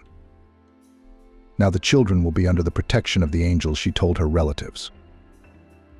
Aunt Zendaya grinned. "And who will feed and water them?" "The angels?" Amélie slammed her fist on the table. "Oh, blasphemy in my house. I will not give up my grandchildren. I will raise them myself. And by law, orphans are entitled to an allowance." Suddenly Aunt Nelly intervened. She was the first person Vincent had ever heard of that there were orphanages. She said in a tone of voice that brooked no objection, "Your aunt will not leave you any children. Do not even try to solve this issue in your favor." Amélie's grandmother was indignant. "I have every right, because apart from me the children have no other close relatives. For what reason can I be forbidden to raise my grandchildren?" Relative Tien looked at the grandmother with a cold gaze. "The main reason is your age and health condition. Vincent will be placed in an orphanage. Little Emily will be placed in the children's home." Amélie was furious. "What am I supposed to do?" "You won't do anything. This matter is under special control, and no one will allow you to go against the letter of the law. Tiana cut her off. The only thing I can offer you is, well, I talked to my husband, and he's fine with fostering the baby. And Vincent? How can you separate brother and sister? Just take them both. The crown won't fall off their heads. I can visit the children and help as much as I can, Amelie said pleadingly. But Aunt Nellie didn't like the idea. She fidgeted and clumsily explained why she couldn't take in 2 children. Auntie, you don't understand. My husband is a very busy man, and I'm just a free supplement to his person. That's not a joke. Stephen runs the family. I barely talked him into having a girl, so I'm afraid to imagine how he'd react to the idea of having a boy. Vincent heard all this and cried, huddled in the corner of the couch. It hurt him to be spoken of as if he were a doll to be given away. He barely waited for that nasty Aunt Nellie to speak and ran up to her. Auntie, do you look like Baba Yaga? And your Stephen is Kashi the Immortal. I won't go to live with you myself, even if you ask me to. The women looked at the boy with amazement. Aunt Nellie was the first to comment on this outburst. You can see for yourself how unruly the boy is. And this at 6 years of age. What's going to happen to him next? Aunt Zendaya tried to intercede on Vincent's behalf. It's not surprising with that kind of upbringing. In good hands, the child will do well. Aunt Nellie rolled her eyes. Perhaps. But I'm not ready for such a feat. The girl is very young, and it will be easier for us to train her. Grandma Amelie interrupted a relative. Nellie, you can train a kitten to go to the right place. You can't talk about children like that, and I doubt you'd make a loving mother. Personally, I'll be against the kids being separated. Unfortunately, no one took Grandma's opinion into account. It was only a few days later that Aunt Nellie took Emily's little sister. Vincent lived with Grandma for a little while longer, but strange women came to pick him up and took him away in a car as well. His grandmother cried as she said goodbye to him and whispered, Vincent, you take care of your cross. Don't lose it by accident. It will protect you from any misfortune. All the way he clutched that church-consecrated amulet to his breast. He must have done it so expressively that one of the accompanying women asked him affectionately, Little one, what are you there behind your sinuses? Are you crying? The second woman advised her partner, Look what's in there. Or what if he wants to sneak something nasty with him into a closed institution? Then we'll be reprimanded for it. The first woman looked him in the eye and smiled. You show me what you've got there. Vincent liked this woman immediately because she was kind. He carefully took out a small silver cross on a thin chain from her pocket. The kind official stroked his head. Thank you. You can hide everything, little one. False alarm. The child has an ordinary cross, no forbidden items. They had another long car ride, and the rest of the way Vincent thought that he would be very happy if this kind woman wanted to adopt him. But children's dreams don't always come true. Vincent spent 2 years in an orphanage.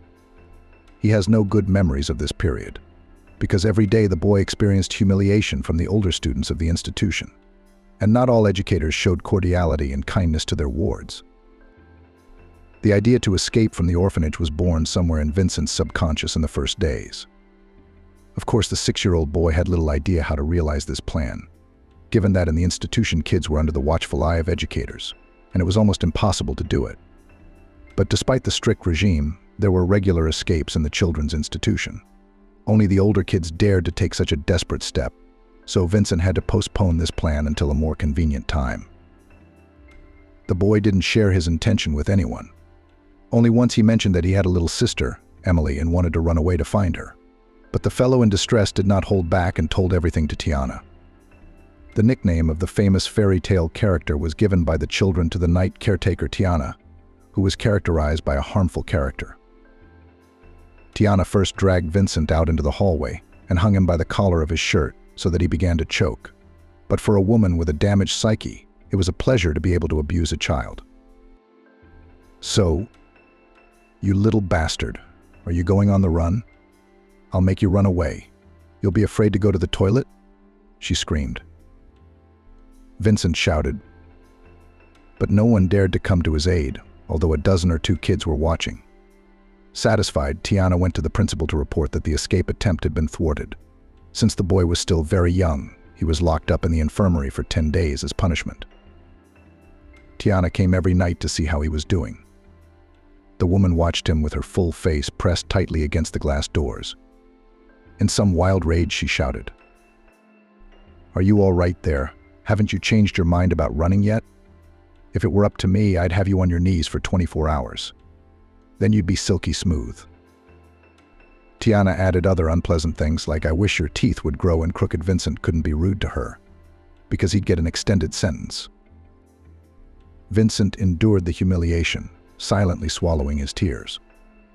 Only at the very end of his imprisonment, Nurse Anna spotted Tiana during another act of bullying. Anna was shocked by what the employee, who was obliged by duty to take care of the children, was doing. She first tried to talk some sense into the inadequate woman. "Tiana, how can you not be ashamed? After all, he is just a child and you pour your anger on him. And what has this boy done to you?" Tiana didn't even raise an eyebrow. Not yet, but he was about to run away. And you shouldn't feel sorry for such damaged people, because they won't grow up to be anything good anyway, unless the children of a normal mother. Maybe then a normal child would be born? And these genes are already spoiled. There's only one way to go to the zone. Anna started to chase the teacher away. "Stop this at once. I won't let you abuse a helpless child. And who are you to make such conclusions?" Tiana was already threatening Anna. Vincent heard Anna say, "That's enough, Tiana. Get out of here. I warn you, I will report your outrageous behavior to the principal today." Tiana shouted from behind the door. "I don't give a damn about your threats. I have worked here and will continue to work here, because no one will agree to wipe the snot out of these little brats for such a meager salary. That's why there's always a staff shortage in orphanages." Most likely, Anna kept her promise, because the cruel Tiana no longer appeared in the orphanage, although her departure didn't change the situation much. Vincent didn't speak frankly to anyone else. It was the first life lesson he had learned. But thoughts of his little sister Emily haunted him constantly, especially before bedtime. The boy recalled unhappy events and thought, "How is my little sister? She must be being abused by Aunt Rosa and her husband." The most surprising thing was that Vincent could never remember his sister's name. And when his parents got drunk, they just called the little girl Baby or Little One.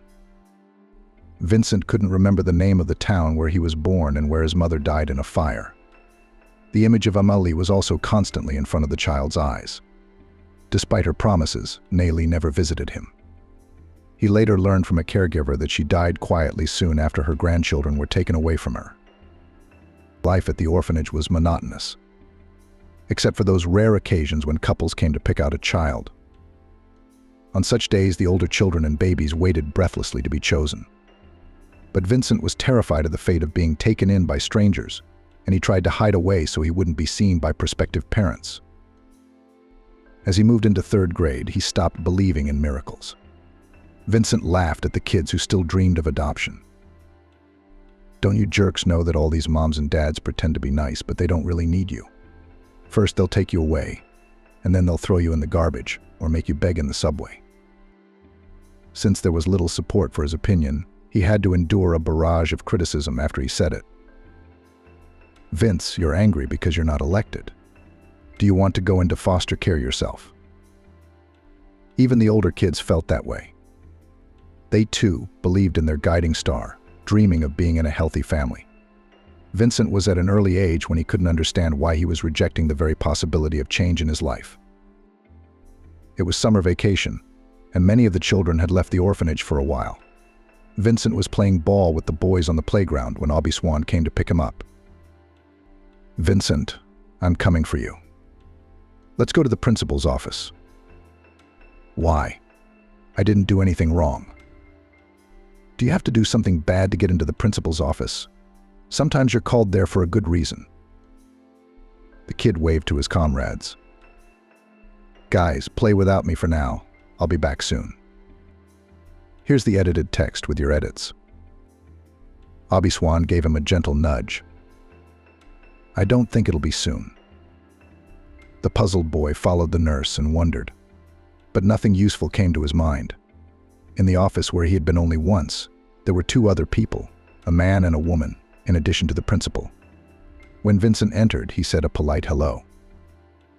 The headmistress said with feigned cheerfulness, "Here he is, our Vincent, but you can also call him as an adult Vincent Bogdanovich, so please love and welcome." The man stood up and gave the boy his hand. "This is Nicholas Yurievich Brooks, and this is Rose, my wife." The guest nodded toward the woman, and she also stood up. The principal said in the same excited voice, "Vincent, our guests have come specially to." But Nicholas gestured for the head of the institution to be silent. "Let me do the talking."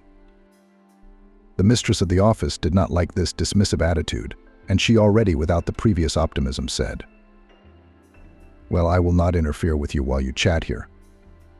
I'm going to go check on the food processor." When she came out, Nicholas sat Vincent down beside her and said simply, "You see, brother, we've had the misfortune to have a son die of a terminal illness. It was a long time ago, but he's always in our hearts.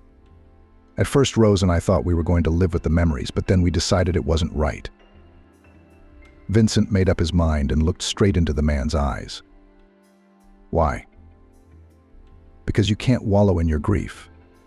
It just makes you feel more alone. And then we thought it was in our power to make someone happy." Until then, Nicholas had been silent. Rose sat down next to Vincent. "We've come here several times before.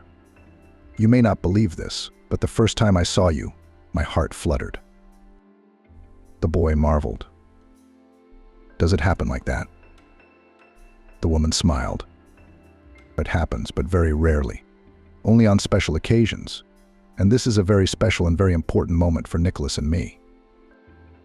Vincent saw the two adults looking at him hopefully and anxiously. There was a warmth from them that the boy wanted to cuddle into.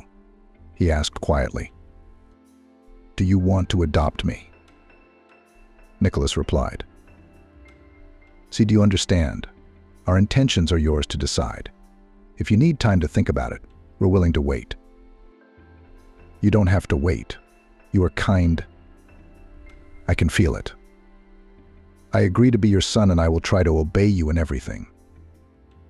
Rose cried and held him close to her. The woman's embrace was as gentle as Vincent's grandmother's. I wanted to sit next to her for a long, long time. It was as if Nicholas had read his mind. "Thank you for giving us hope. We will try to be real parents to you." Later, when the first emotions had subsided, Nicholas said, as if by the way, "To fulfill all the desires of others, it is unpleasant and harmful. We are not going to suppress your will. Personally, I am in favor of arguing, because in the dispute is born the truth. But it has to be done in a kind way." Vincent didn't understand why he was speaking so strangely. The man noticed the confusion and explained with a smile, "Never keep your thoughts and feelings inside, no matter what they are. Share your joys and sorrows with us, and know that we will always help you." This assurance made the boy even more sure that he had a lucky ticket. In September, Vincent went to a new school, where he quickly settled in. The boy did not tell any of his classmates about his past life, and his foster parents praised him for that. Rose looked thoughtfully out of the window and said in a low voice, "You did a very sensible thing. People are different, some sympathize with you, and some will rejoice at your misfortune. And there is no need for outsiders to be involved in our family affairs. The most important thing is that the three of us are always happy together." Vincent liked Brooks' house very much. He felt safe and comfortable there. The boy had his own room and desk to study at. In his spare time, Vincent could play computer games or go to the martial arts training center where Nicholas had enrolled him. His foster parents didn't demand anything impossible from the boy and never imposed their own opinions on him. Everything was going well, but the first alarm bell rang at the wrong time. Vincent was getting used to his new life when Rose said, "Vincent, we're going to go to the cemetery with Nicholas. We'd like you to join us. Of course you could stay home, but..." The boy felt ashamed that this kind woman was asking him for such a small thing. "I will go with you," he answered. The woman smiled. the expression on her face that Vincent liked best. She shouted toward the kitchen. "Nicholas, I talked to Vincent. He agrees. Tell me, when are we leaving?" The foster father appeared from the kitchen and said with a satisfied look, "I'm ready. We can leave right away." The teenager had no idea what awaited him in the next half hour. The foster parents, their heads sorrowfully lowered, walked to the ornate memorial. The entire complex covered a decent-sized area, and all the elements were made of black marble. A boy about his age was looking straight at Vincent from the monument. He lowered his eyes a little lower and read, "Brooks Vincent Nicholas." The 11-year-old's consciousness was burned by the thought, which he spoke aloud. "So, your son's name was Vincent, too?" Rose smiled again. "Yes, my good man. And we wanted to find a boy who looked just like him." Vincent really wanted to run away because he didn't want to be a copy of the dead man. But his adoptive parents didn't realize their mistake. They had no idea what was going on in the child's soul at that moment. Afterwards, such events were repeated regularly, and Vincent was obliged to go with his parents to the grave of his predecessor. It was then that he realized that good, kind people didn't like him. In his free time, Vincent could play computer games or go to training in martial arts, where Nicholas immediately enrolled him. His foster parents didn't demand anything impossible from the boy and never imposed their own opinions on him. Everything was going well, but the first alarm bell rang at the wrong time. Vincent was getting used to his new life when Rose said, "Vincent, we're going to go to the cemetery with Nicholas. We'd like you to join us. Of course you could stay home, but..." The boy felt ashamed that this kind woman was asking him for such a small thing. "I will go with you," he answered. The woman smiled, the expression on her face that Vincent liked best. She shouted toward the kitchen. "Nicholas, I talked to Vincent. He agrees. Tell me, when are we leaving?" The foster father appeared from the kitchen and said with a satisfied look, "I'm ready. We can leave right away." The teenager had no idea what awaited him in the next half hour. The foster parents, their heads sorrowfully lowered, walked to the ornate memorial. The entire complex covered a decent-sized area, and all the elements were made of black marble. A boy about his age was looking straight at Vincent from the monument. He lowered his eyes a little lower and read, "Brooks Vincent Nicholas." The 11-year-old's consciousness was burned by the thought, which he spoke aloud. "So, your son's name was Vincent too?" Rose smiled again. "Yes, my good man. And we wanted to find a boy who looked just like him." Vincent really wanted to run away because he didn't want to be a copy of the dead man. But his adoptive parents didn't realize their mistake. They had no idea what was going on in the child's soul at that moment. The boy from the orphanage served as a kind of altar for the couple, where they carried their parental love for their dead child. As Vincent grew older, he realized that he was just a sacrifice that the fanatical parents had made in honor of their dead son. This feeling was so strong that he again began to think about running away. But the boy decided not to hurry, to wait until he was of age. He now began to often lock himself in his room and shorten the time, communicating with peers and social networks. And before going to bed, as an old habit, indulged in his dreams, "As soon as I finish school, I'll leave this house. I don't need their money. I won't go to the institute either. I'll find some profession that I need, but I'll find money." And this plan Vincent was able to carry out in full. At Nicholas's insistence, he applied to the Polytechnic Institute in the same city where his adoptive parents lived. But after the first half of the year, the young man said, "I'm sorry, but I don't want to be an engineer. And in general, I reviewed a lot of things in my life." Rose was confused. "Vincent, what are you talking about? You're the most important thing in our lives. You're the most important thing in our lives." The young man interrupted his foster mother. "Rose, don't kid yourself and me. You're not doing everything for me. It's for him. The one I've been replacing for so many years. I don't resent you, but I don't want to be somebody anymore. I think I've earned the right to be myself." The couple looked at him with horror and pain. For a moment, Vincent felt sorry for them, but he knew very well that he could not go on like this. Nicholas read a lot in his foster son's eyes. He asked quietly, "Do you despise us now? You will not come to us anymore?" The young man again saw that penetrating look, which confused his young heart then, in the orphanage. And that pain came back to life in his soul. He put his arms around Aubrey Swan. "I'll never forget what you've done for me. And there's no one in the whole world closer to you. Please don't take offense, but I want to make my own life. And I'll visit you, because you're my parents too." Vincent made some useful acquaintances at the Institute, and one of the faculty members helped him enroll in a college that trained specialists for the defense industry. The uniqueness of this form of education was that you could work and learn a very rare profession at the same time. Housing was also provided to all employees of the company on a rental basis. In 10 years, Vincent already had his own one-room apartment. However, his foster parents helped him buy it, and he had recently bought the car he had dreamed of for many years. Houston was behind him, and Vince returned once more to the Navigator. Canyon City was less than 50 kilometers away. The excitement grew as he neared his final destination, and the man whispered, "I wonder what awaits me in a town with such an unusual name. Would I not find my sister there? Thank goodness I have her information now." Vincent spent years searching for her. He tried to locate his sister through the orphanage where he had spent only 3 years, but he was at first firmly refused this favor when he asked at least for the name of the town where he used to live. The lady in the clerk's office gave him a stern look and declared, "We are not authorized to divulge confidential information." Vince tried to explain to the woman, "You misunderstand me. I'm trying to find out information that concerns me directly. I wasn't 6 years old when my sister and I were separated, and now I want to find her. I think that's a normal desire. And I'm just asking you to help me a little." The lady hesitated for a long time, but then gave in. She first looked back at the door of her office, and then she drew the name of the township on a piece of paper. "It's a town, but 300 kilometers from here. Maybe someone there can tell you where your sister is." Vincent wasted no time and headed for the district town where he had spent the first years of his life. When he arrived, his memory began to jog his memory, and he found the cul-de-sac where he used to live with his mother.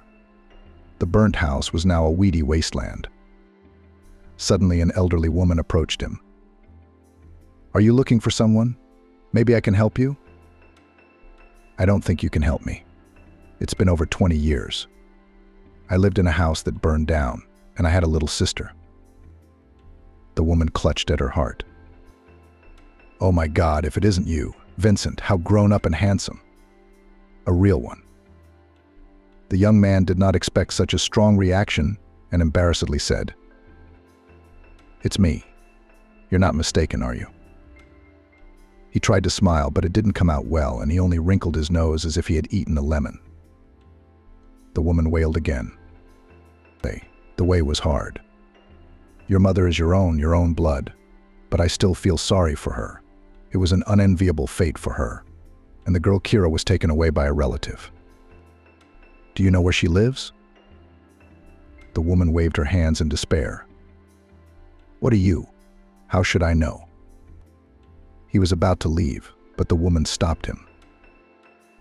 "If you go to your grandmother, she's also long gone. The house has been bought by newcomers. Talk to them. Maybe they'll tell you where to find your sister."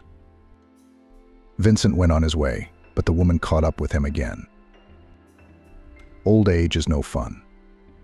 It just slipped my mind. Go to Zendaya. She knows exactly where the girl has been taken." Vincent was surprised that he had forgotten about Aunt Zendaya, who was almost always at his grandmother's house. But he'd found her place of residence after a long wander among the low-rise houses that dominated the neighborhood. He went up to the second floor and rang for a long time at apartment number 5. No one answered, and Vincent wanted to leave. When he heard footsteps approaching the door, after a moment's hesitation, the man called out, "I'm looking for Aunt Zendaya." From outside the door, they also shouted, "I don't have any nephews, and I don't open to crooks." The footsteps began to move away, and Vincent had to shout half a tone louder, "Aunt Zendaya." "I'm Vincent, Amelie's grandson. You must remember me." Footsteps returned to the door. While the landlady fiddled with the lock, a middle-aged, tall, gray-haired man looked out of the next apartment. "You mustn't believe her fantasies, or she'll say things that will blow your mind."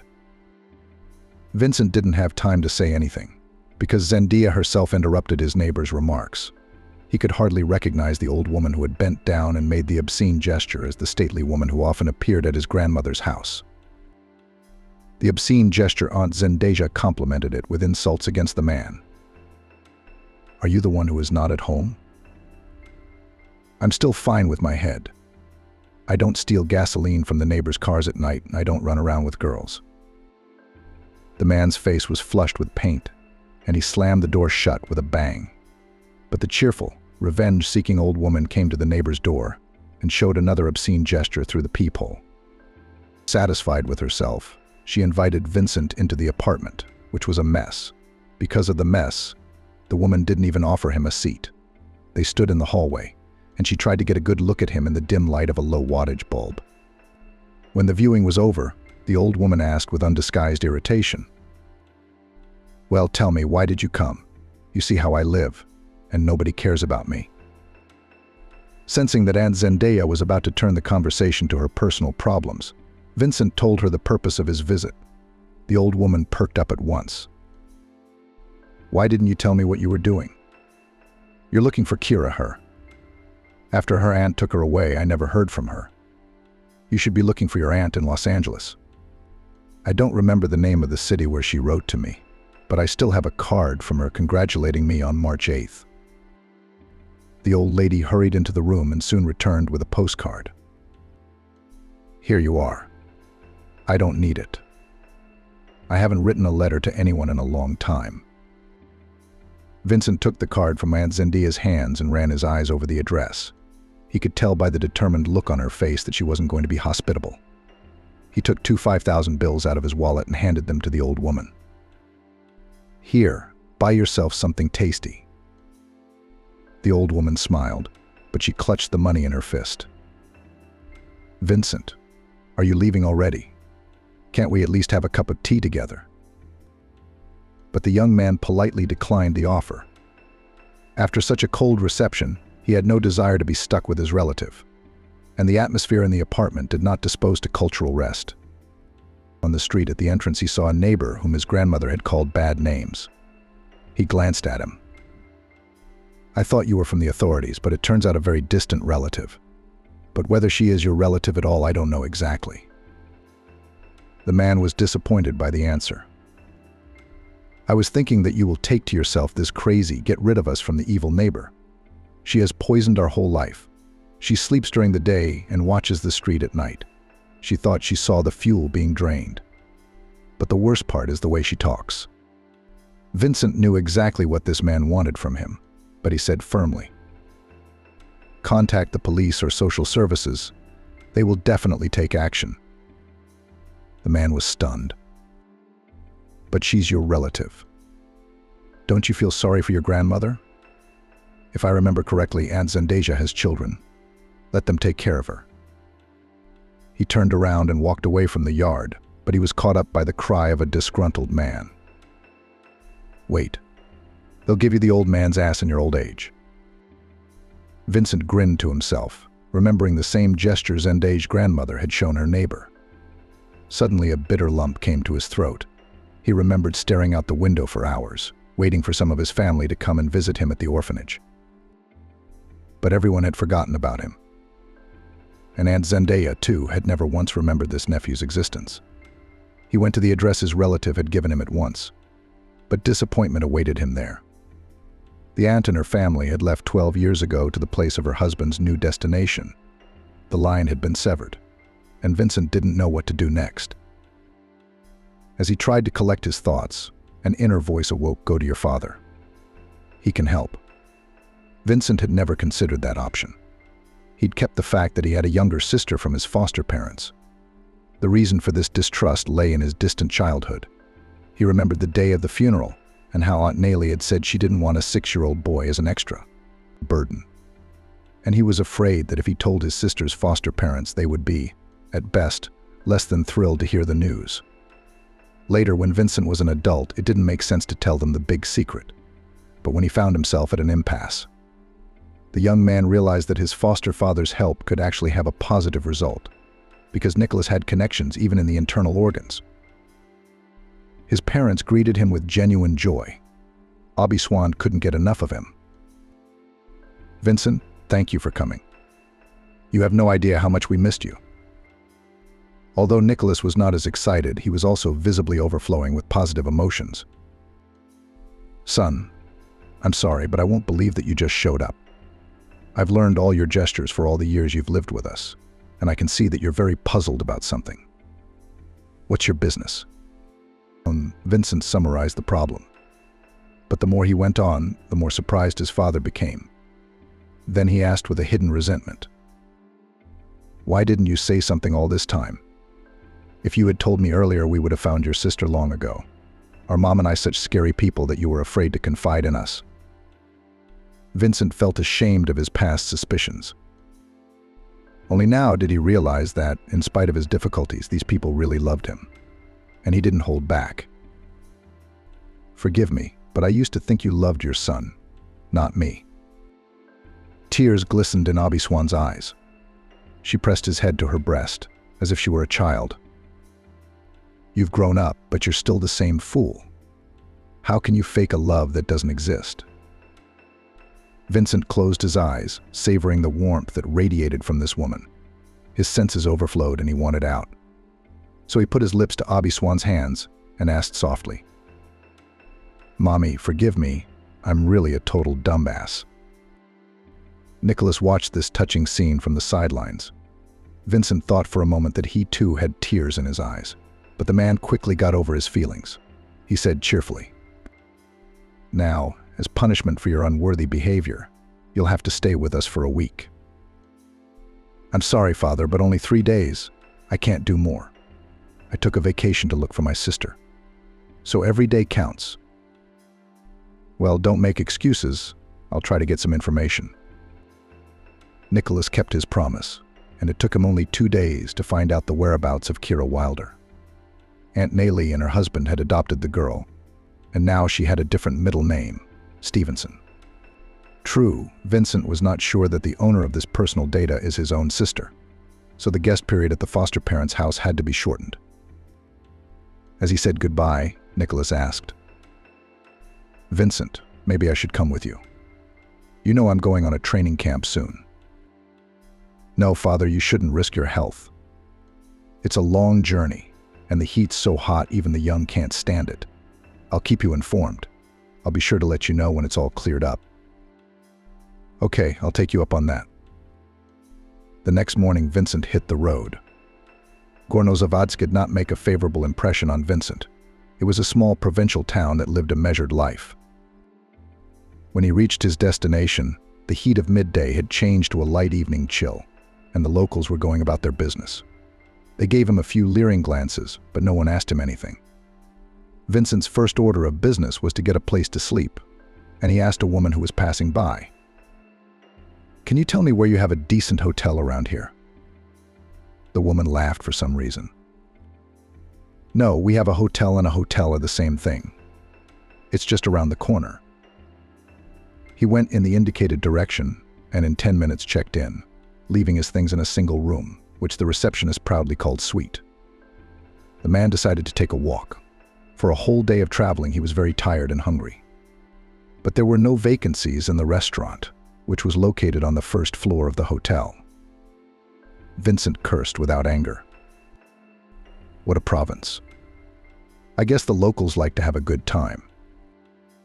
He looked around and saw a kiosk with a crowd of people near it. Vincent walked over to the kiosk and smelled the distinctive aroma of an oriental dish. His memory immediately responded to that familiar gastronomic odor. He remembered walking with his little sister Becky and his mother in the park when he was a child, and they were also selling shawarma. He asked hopefully, "Mommy, it smells so good, will you buy us some?" His mother tugged his arm painfully. "I don't have money for such delicacies. Eat what you're given. And don't get distracted." Vincent still remembered how his mouth filled with saliva and his stomach rumbled loudly. His mother had dragged him and his sister away from the deli stand, but he'd looked around and seen strangers eating shawarma and drinking Coca-Cola. Perhaps it was the memory of an unsatisfied childhood desire that awakened a vicious appetite and hunger. He ordered a double portion. The satisfied stall owner began to fuss, anticipating a generous tip. He quickly prepared the order and wished the unfamiliar customer, "Eat to your heart's content. I have the most delicious shawarma. You will eat today and you will come back tomorrow." Vincent thanked the talkative businessman and sat down at a free table, but it seemed that he had overdone it because he was quickly satiated with the colorful dish. There was still a second portion left untouched on the disposable plates. He was about to leave when suddenly a timid voice was heard nearby. "Uncle, if you don't eat, can I eat this?" He turned sharply and saw a skinny girl about 6 or 7 years old. The little girl was staring greedily at her plate, and that look made Vincent a little uncomfortable. "Wait, little girl, why finish it? I'll order you a new one. Why don't you sit here?" He was sickened by the thought of the girl eating the shawarma in front of him. He rushed to the kiosk and asked the clerk, "Another portion, please, and a bottle of water." While he was at the kiosk, the girl sat peacefully at the table and kept her eyes on the plate of food. The owner himself brought a fresh portion. "Help yourself, please." The girl ate very carefully. She was careful not to drop a single crumb, wiping her fingers with a napkin. Vincent thought that this little girl had been taught proper table manners, indicating a good upbringing. Children from dysfunctional families don't usually have these skills.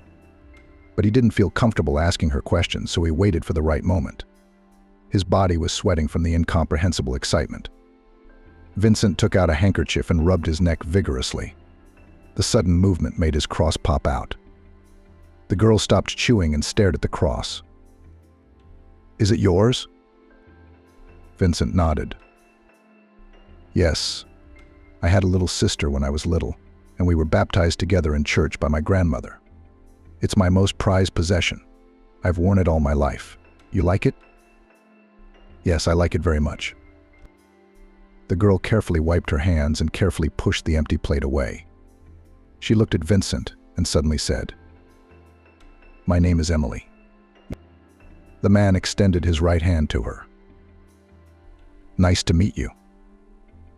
"I'm Vincent.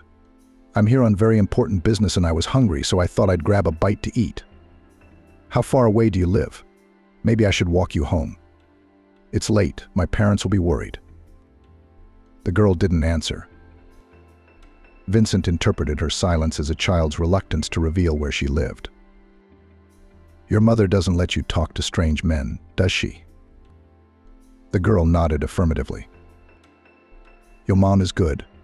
She's right, because casual acquaintances can be dangerous for little girls.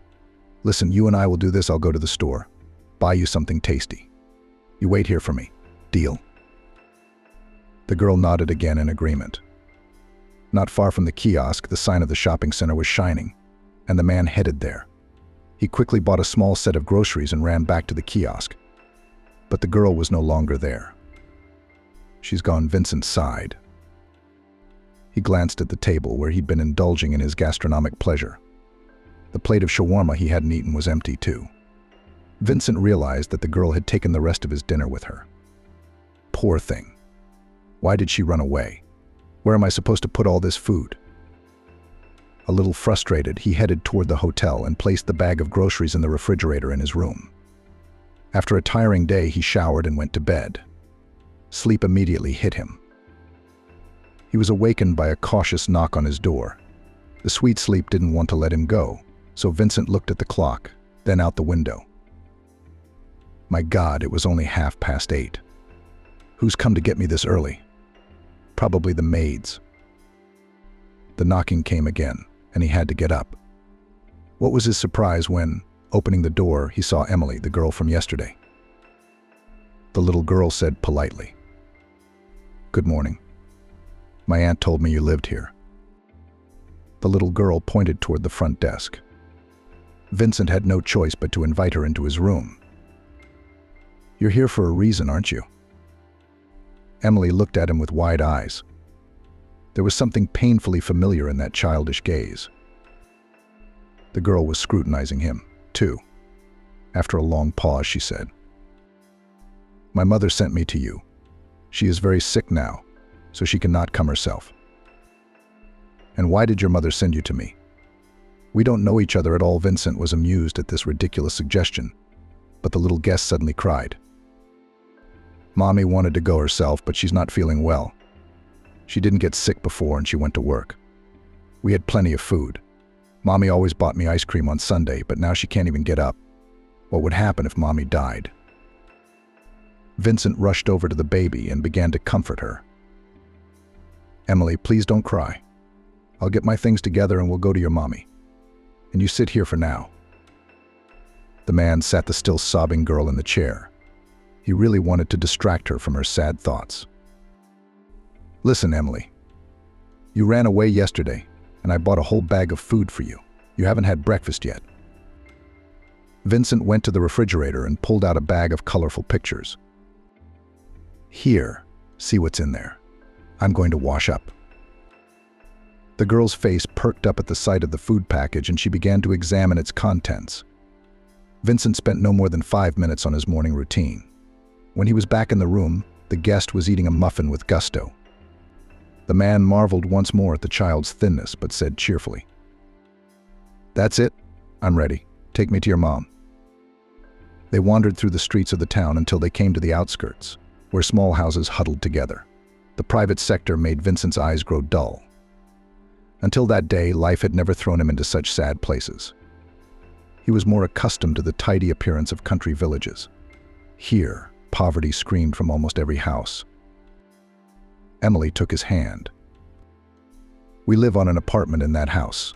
The girl pointed with her hand at a dilapidated structure, painted in dark blue. The window caps, contrary to the notion of harmony, were painted in a poisonous orange color. Vincent was impressed by this unusual palette and thought, what a tasteless thing to do. What a wild combination. But he didn't have time to say what he thought, because Emily beat him to it. "Isn't it beautiful? My mom painted it. The landlady asked her to paint it. But she wouldn't give me the money for the paint. My mom cried. Then Uncle Sergei brought us 2 buckets of paint." Vincent only nodded, because he wasn't going to memorize the names of complete strangers. He did not ask who Uncle Sergei was, but the girl herself revealed the secret of this character. "Uncle Sergei is our neighbor. He works at the construction site. He has a wife, Aunt Olga. She also sometimes helps us. They always feel sorry for my mom, because she is an orphan. And I'm an orphan too, because I don't have a daddy." Vincent interrupted the girl.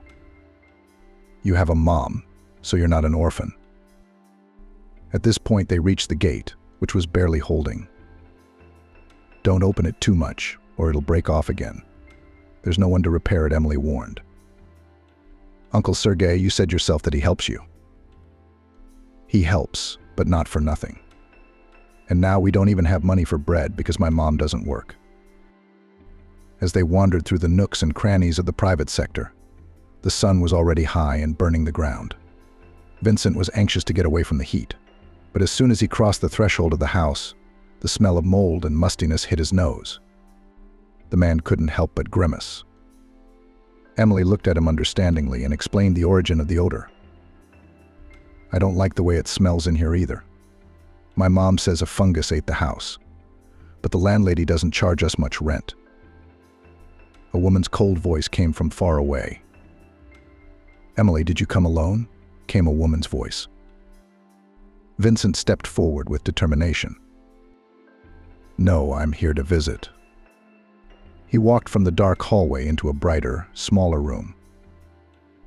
"Emily said you wanted to see me, and I'd like to know why you're so interested in me," Vincent began, but stopped short. Because the same eyes as Emily's were looking at him from under the blanket.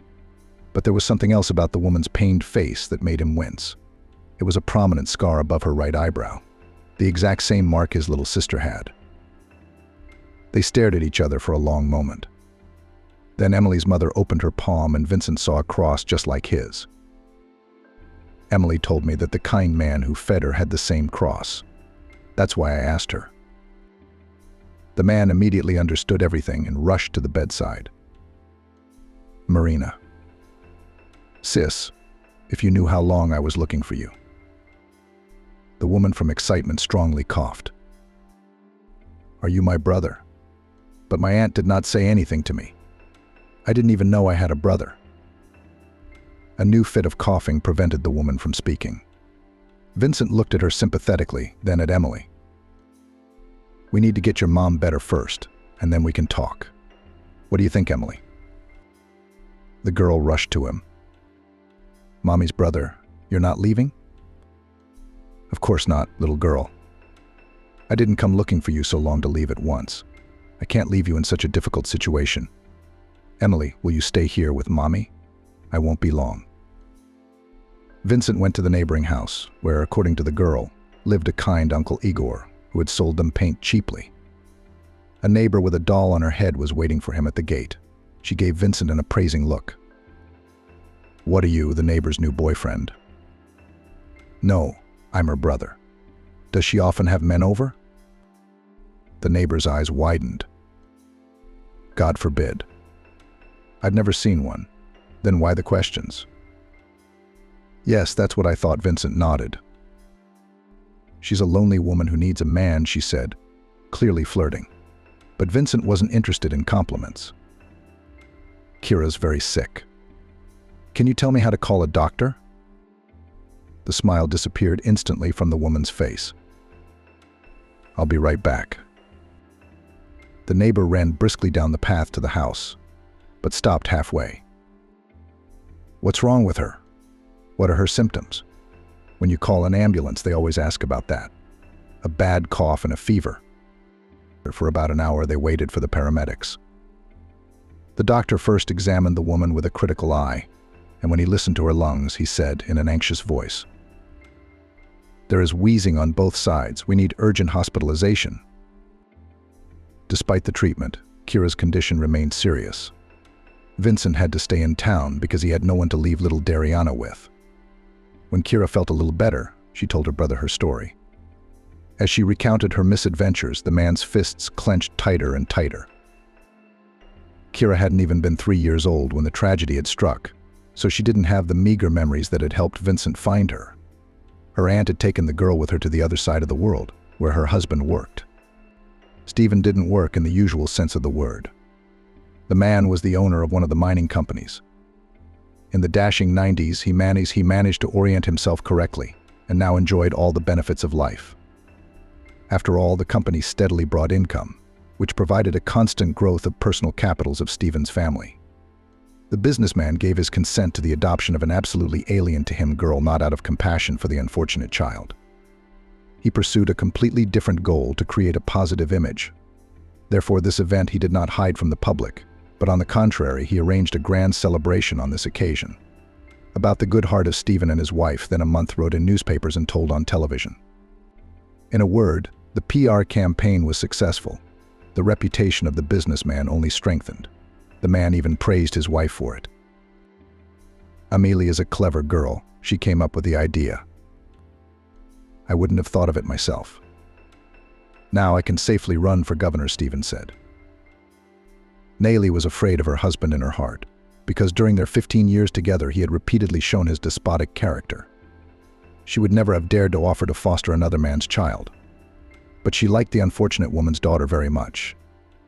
Nayli did not expect her husband to give his consent so quickly and began to hurry with the paperwork. With her connections, it was possible to pass this procedure quickly.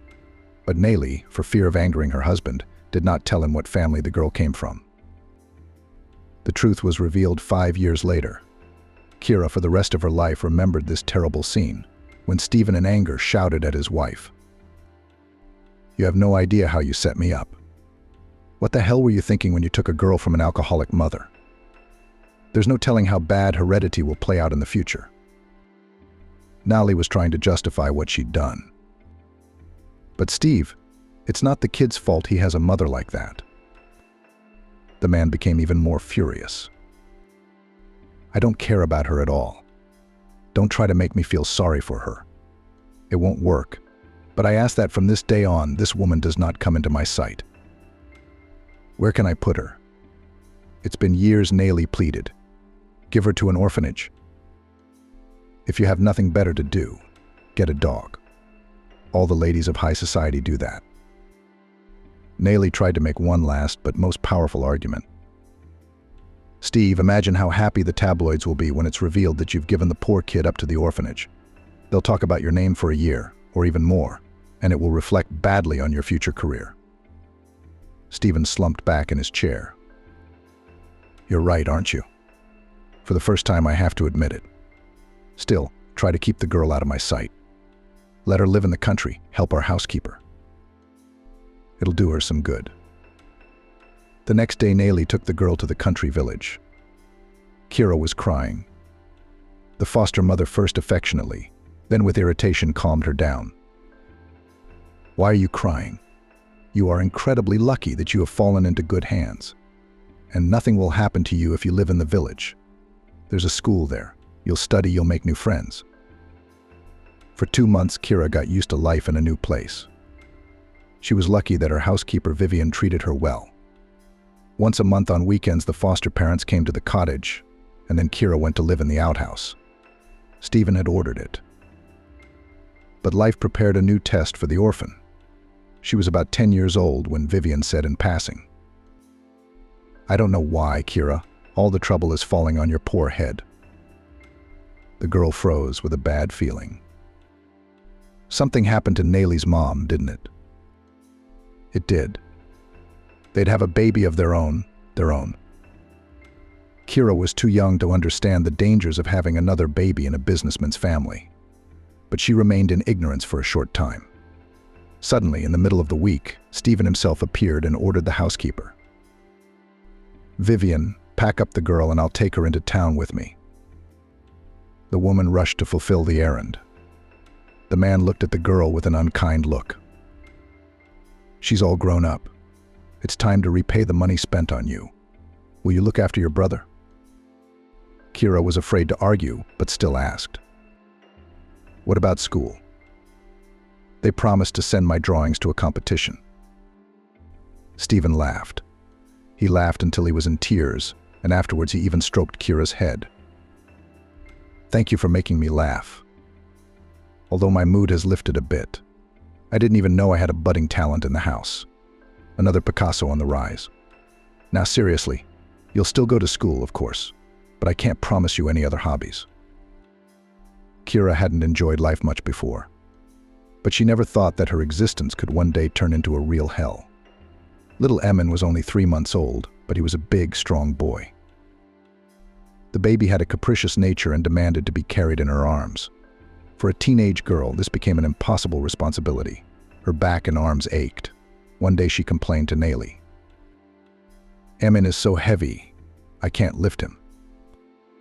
The woman looked angrily at her adopted daughter. What did you just say that for? Do you think I will cry out of pity for you? Do you like eating for free? You don't like babysitting your brother. It can't be helped. After Emin's birth, Nayli's attitude towards the girl changed a lot. If before she sometimes showed pity and compassion, now she was always yelling at Kira, and sometimes she used her fists. Once the girl was late at school because they had an event dedicated to Women's Day. She had prepared a gift for Nayli, a small box made of paper and painted with patterns. Everyone in the class looked at her work with delight, and the teacher even said, "What a lovely thing. Your mother will be so happy." But Nayli met Kira at the door. The look on her face didn't bode well. "Where have you been?" "Almost 2 hours late. I had an appointment at the beauty parlor." The girl handed her mother an original gift. "We had a celebration at school. We congratulated Mom. This is a present for you."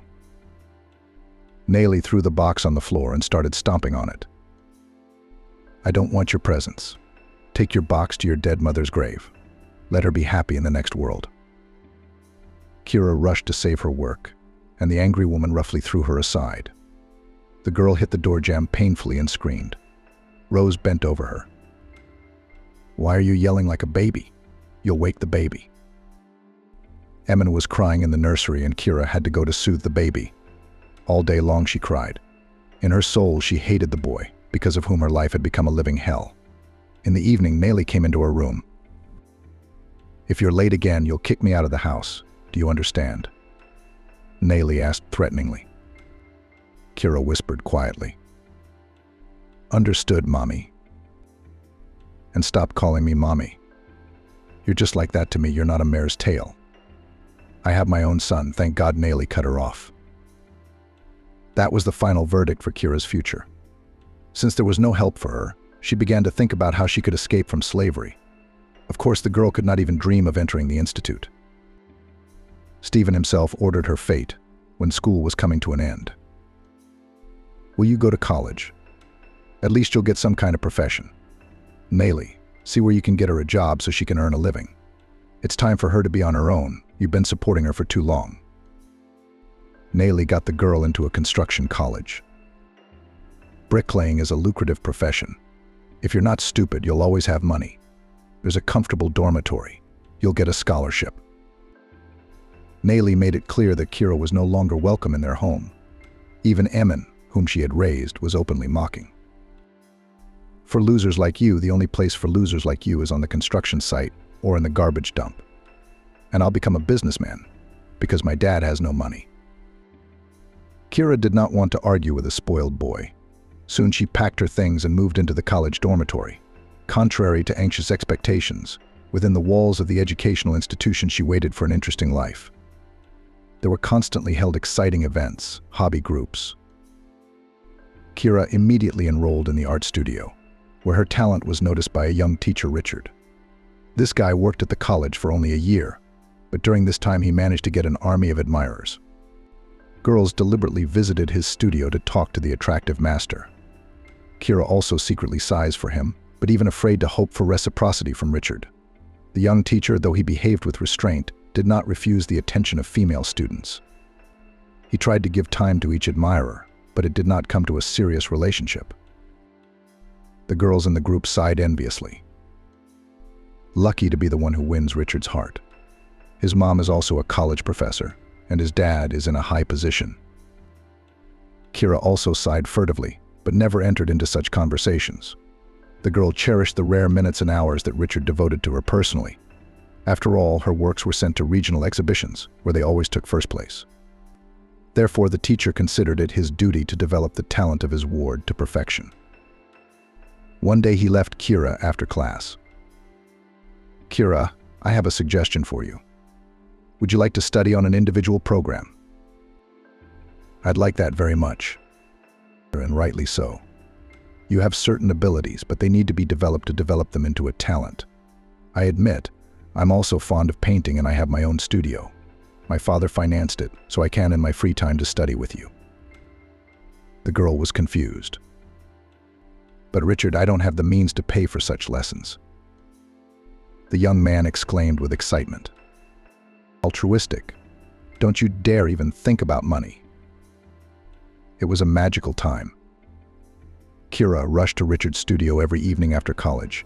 At first, they only did creative work, but one day he himself suggested a little walk before going to bed. Then they went to the movies together. And once the man even invited her to a restaurant. Naive girl knew nothing about the intrigues of courtship. She thought that Richard was enchanted by her and would soon propose. So she agreed to continue the evening after the restaurant in his studio. A glass of champagne, to put her guard down. And she melted into the arms of the experienced lover. After that unforgettable night, Richard became even more insistent in courting the girl. He gave her flowers and small gifts. In Kira's ears already sounded the wedding march, when suddenly came sobering. After 2 months of secret meetings in the studio, the girl realized that she was pregnant. She expected Richard to take this news with joy. But the man clutched his head. "Kira, how could this have happened? You're not a young girl who doesn't know about contraception," Richard said reproachfully. Kira was confused. "But I really don't know about it. And then I thought you'd be pleased." "Glad? What do you mean? A baby. Did you really think I'd marry you? I'm sorry, but I already have a fiancé, and we're getting married this summer." "Richard, what about me? What am I supposed to do?" That's not my problem. Ask the girls in your group, they'll tell you where to go. But don't talk to me again. And we need to stop seeing each other. Kira did not immediately understand the meaning of the words spoken by his favorite man. She still in her heart hoped that he would change his mind and call her. But Richard defiantly avoided the girl, and soon came to the end of her studies in college. Kira did not tell any of her fellow students about her trouble. She decided to turn to Nayli for help. But when her foster mom found out about her situation, she wouldn't even let her in the house. I knew it. I had a gut feeling this was going to happen. How can a bad seed grow into a good plant? Go, Kira, and deal with your own problems. I have enough to worry about with Dick. The girl was desperate. She didn't know what to do or how to act. Suddenly she remembered her housekeeper, Vivian, and at her own risk went to her in the country. Although this woman was not known for her kindness, she still sheltered the pregnant girl. I won't refuse to help you, of course, because that would be inhumane. But I warn you, be quiet and don't bring anyone to my house. You realize you don't belong in a businessman's house. My house is not luxurious, but it's a good place to live. So Kira stayed with Vivian until the birth of her daughter. They did not need money, because Kira worked part-time as a repairman at private cottages. One day Vivian gave Kira a good idea. I have a childhood friend who lives in Durham. I want to move there in my old age. If you're interested, come with me. I'm sure there's a job for you there, and I'll look after Gracie. I'm getting used to the girl. I'm used to you too. You're like family to me now. Soon they moved to a small town. Vivian didn't stay long in the new place. The climate there was bad for her health, and after a year or so the woman died suddenly, and Kira was left alone again with a small child in her arms.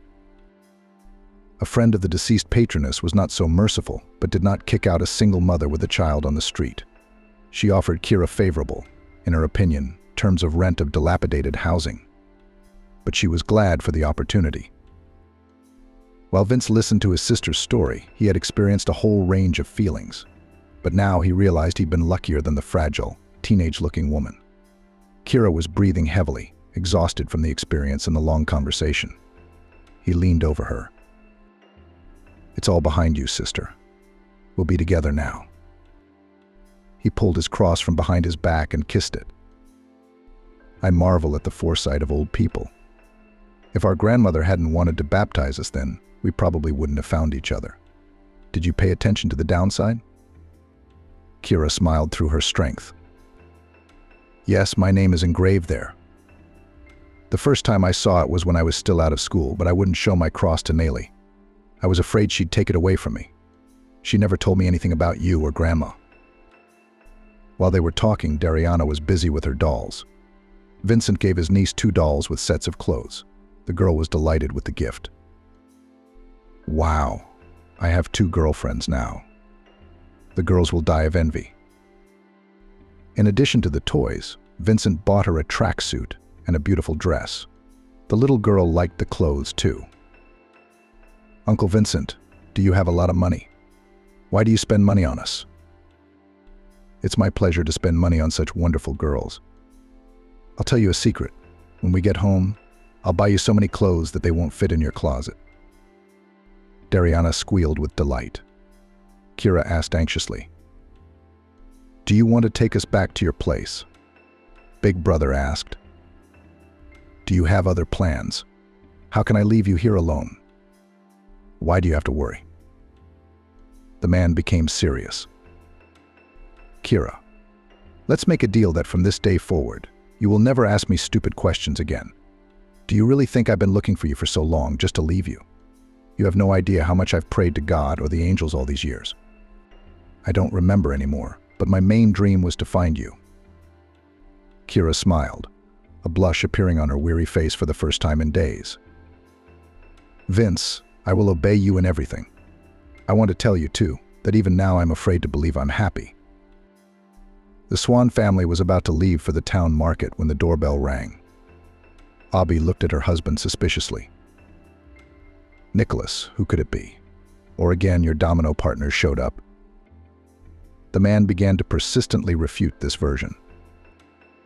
What are you immediately on me? Maybe it's someone from the neighbors came for salt, or someone ran out of laundry detergent. Don't look at me like that. Open the door. Abby headed for the hallway with a disgruntled look, but she was immediately shouted at. Vincent, you're unannounced as usual. My father and I almost went to the market. Nicholas also came out to greet the long-awaited guest. Vincent made his way to his parents' apartment, and not alone. Kira, Dariana, don't be afraid, come in. He's found his sister after all. Well done. You did the manly thing. The arrival of the guests startled the couple, but it was Abby who was the most excited. What's the market now? We'll send the men out for groceries, and we'll make a nice healthy meal. Dariana, will you help Grandma Abby? Yeah, I'm always helping my mom, and I can even peel potatoes. That's fine, but I'm not going to give you a sharp knife just yet. You'll be our backup, said Abby. And you, Kira, feel free to get used to it. We're a family now. A year passed. Indeed, Kira and Dariana had found a real family. Vincent wanted them to live in his apartment, but the foster parents didn't want to let the girls go. They were so attached to them, they couldn't imagine life without them. Let them stay with us. We've already found a school, and there will be a job for Kira, Nicholas said. He himself took care of the girl's employment. She started working as a restorer at a historical site. There the young woman met an artist who soon proposed to her. In short, everyone's life got better. Only Vincent himself continued to be a bachelor. But the man knew that he still had the most interesting things ahead of him. It was just that the angels had not yet sung a song for him. Running away from ungrateful children into the wilderness, Margaret found a photo in the attic. The school's small assembly hall was filled with students in resplendent prom dresses and fancy suits with tied ribbons. They took turns on the stage, where a tall, formidable woman with a joyful smile of the principal handed them their diplomas. A short woman in dark glasses and a long green dress stood next to her. She hugged everyone who received the cherished book and cried on their shoulder. The gold medal for excellent studies goes to Margaret Swan, the principal said loudly into the microphone. A skinny girl in a red dress and the color of her certificate and with a long white braid rose from the hall and headed to the stage. She was given a medal, red certificates, and a small bunch of flowers. The girl went up to her class teacher, a woman in a long green dress. My dear child, how happy I am for you. The woman hugged Margaret. You have a brilliant future ahead of you. I'm sure you are smart, kind, purposeful. You will definitely achieve everything you want, do you understand? The girl often nodded and hugged her class teacher. Thank you for everything. Margaret came down from the stage and sat down in the hall, continuing to watch the awarding of certificates. Suddenly someone jumped up to her and whispered something in her ear. Margaret opened her eyes wide and jumped up from her seat. She had decided to leave the child in the orphanage. Do you understand? Shouted the girl's mother. We must do something, not sit here. Let's go, ordered Margaret, and they ran towards the house, which was not far away. The girl ran into the house and saw her older sister, who had already packed a bag for the baby and was holding the girl in her arms. Vivi, what are you going to do? You're not just going to leave this girl at the orphanage, are you? Margaret asked hopefully, looking at her sister, who had gathered her long dark hair into a thick braid and was wearing a tracksuit. She was unattractive now, not like herself, the usually bright and stately girl around whom crowds of boys hovered. You don't understand. Margaret. Vivi shook the baby. It's what keeps me from living my life. It's draining me of all my strength, and it's screaming all the time. And I can't take it anymore, Vivi said indignantly. It's driving me crazy, making me act like I'm a freak. Margaret approached her sister slowly, shaking her head. It's her, not it. How do you not understand? It's a child. You can't just do that to it. You can't abandon her, you can't put her in an orphanage, do you understand? The girl said almost pitifully. Then take her for yourself. Vivi put the crying girl in Margaret's arms. Spare me the screaming and the crying and all that. I don't want it. I don't want to hear her howling every night. Without hearing her sister's reply, Vivi walked over and shoved the bag with the baby's things into her hands. "Look, you can't leave her," Margaret exclaimed, looking into the girl's big blue eyes. "What do you mean I can't?" "I can give her anywhere the social workers. It doesn't make any difference." The baby cried and Margaret began to rock her, trying to soothe her. When she looked up, her sister was gone. Only the wind blew from the ajar door. 25 years later, a large wall clock struck 6 in the morning. The hand indicated the early hour, when everyone who didn't have to get up early for work was asleep. But Margaret was already at the stove, cooking oatmeal and scrambled eggs. Kieran didn't eat porridge, he liked eggs with bacon. His loving mother was trying to please his tastes. Kieran and Matthew had to be up early for work at 8 in the morning, and Margaret had to leave half an hour earlier. So they had to get up at 6 to make breakfast, iron shirts, and walk the dog. The dog ran up to his mistress, wagging his tail merrily. Margaret wasn't really his owner. Kira had gotten him for herself, but then she'd married Andrew, who was allergic to fur. That's how, completely unnoticed, the poor animal ended up in a small 2-room apartment. After finishing her chores, Margaret began to get ready for work. She was an ordinary school teacher, teaching geography in a small school. Since childhood, she had dreamed of traveling. However, life happened, so that she had only seen other countries in pictures and textbooks. Traveling to work took Margaret a lot of time. She rode a bicycle because she did not have a car. The family had 2 cars, one for Matthew and one for Kieran. Margaret helped them buy these cars. Matthew was the first to get a used car for his 18th birthday. But soon his younger brother envied him. The woman had to take a loan to please her favorite son. Mom, of course, they did not drive to work, they were waiting for a hard day's work, which required rest and sleep. In good weather, Margaret would ride her bicycle to work, but in snow or rain she could take the bus. Margaret had a best friend, the energetic Stacy. They had met at school when Margaret came to apply for a job as a geography teacher after college. Stacy taught biology and often visited her friend to chat about life and discuss the latest news. This day was no exception. When Margaret arrived at the school, she learned that the 11th graders had been taken away to prepare for the last bell, so she had no class. Stacy, who had handed out test papers to the noisy 5th graders, had quietly retired to a nearby office to check the exam schedule. She caught Margaret checking her notebooks. "Girlfriend, do you ever get any rest?" she asked. Margaret lifted her big blue eyes and removed her glasses from her face. She looked at her friend with a mixture of squint and bewilderment. "I didn't have time to check on the house last night. I'd stayed up late cleaning the bathroom. Then I had to wash the stain on Matthew's white shirt. He likes it very much," Margaret said. "What time did you go to bed?" Stacy asked lazily, anticipating the answer. She had known Margaret for years and was aware of all her household chores. Margaret shrugged her shoulders, put her notebook aside, and stood up from the table. "Would you like some tea?" She nodded at the kettle. Stacy nodded. 2:00, I think. I can't remember, to be honest. Kieran was up late watching some really interesting movie, and I couldn't sleep, Margaret admitted. Stacy rolled her eyes. "I still can't understand why you're sleeping in the same room as Kieran while Matthew is alone. Aren't kids supposed to be in the same room?" she muttered. "And they're hardly children. They're not thinking of moving out of their mother's house.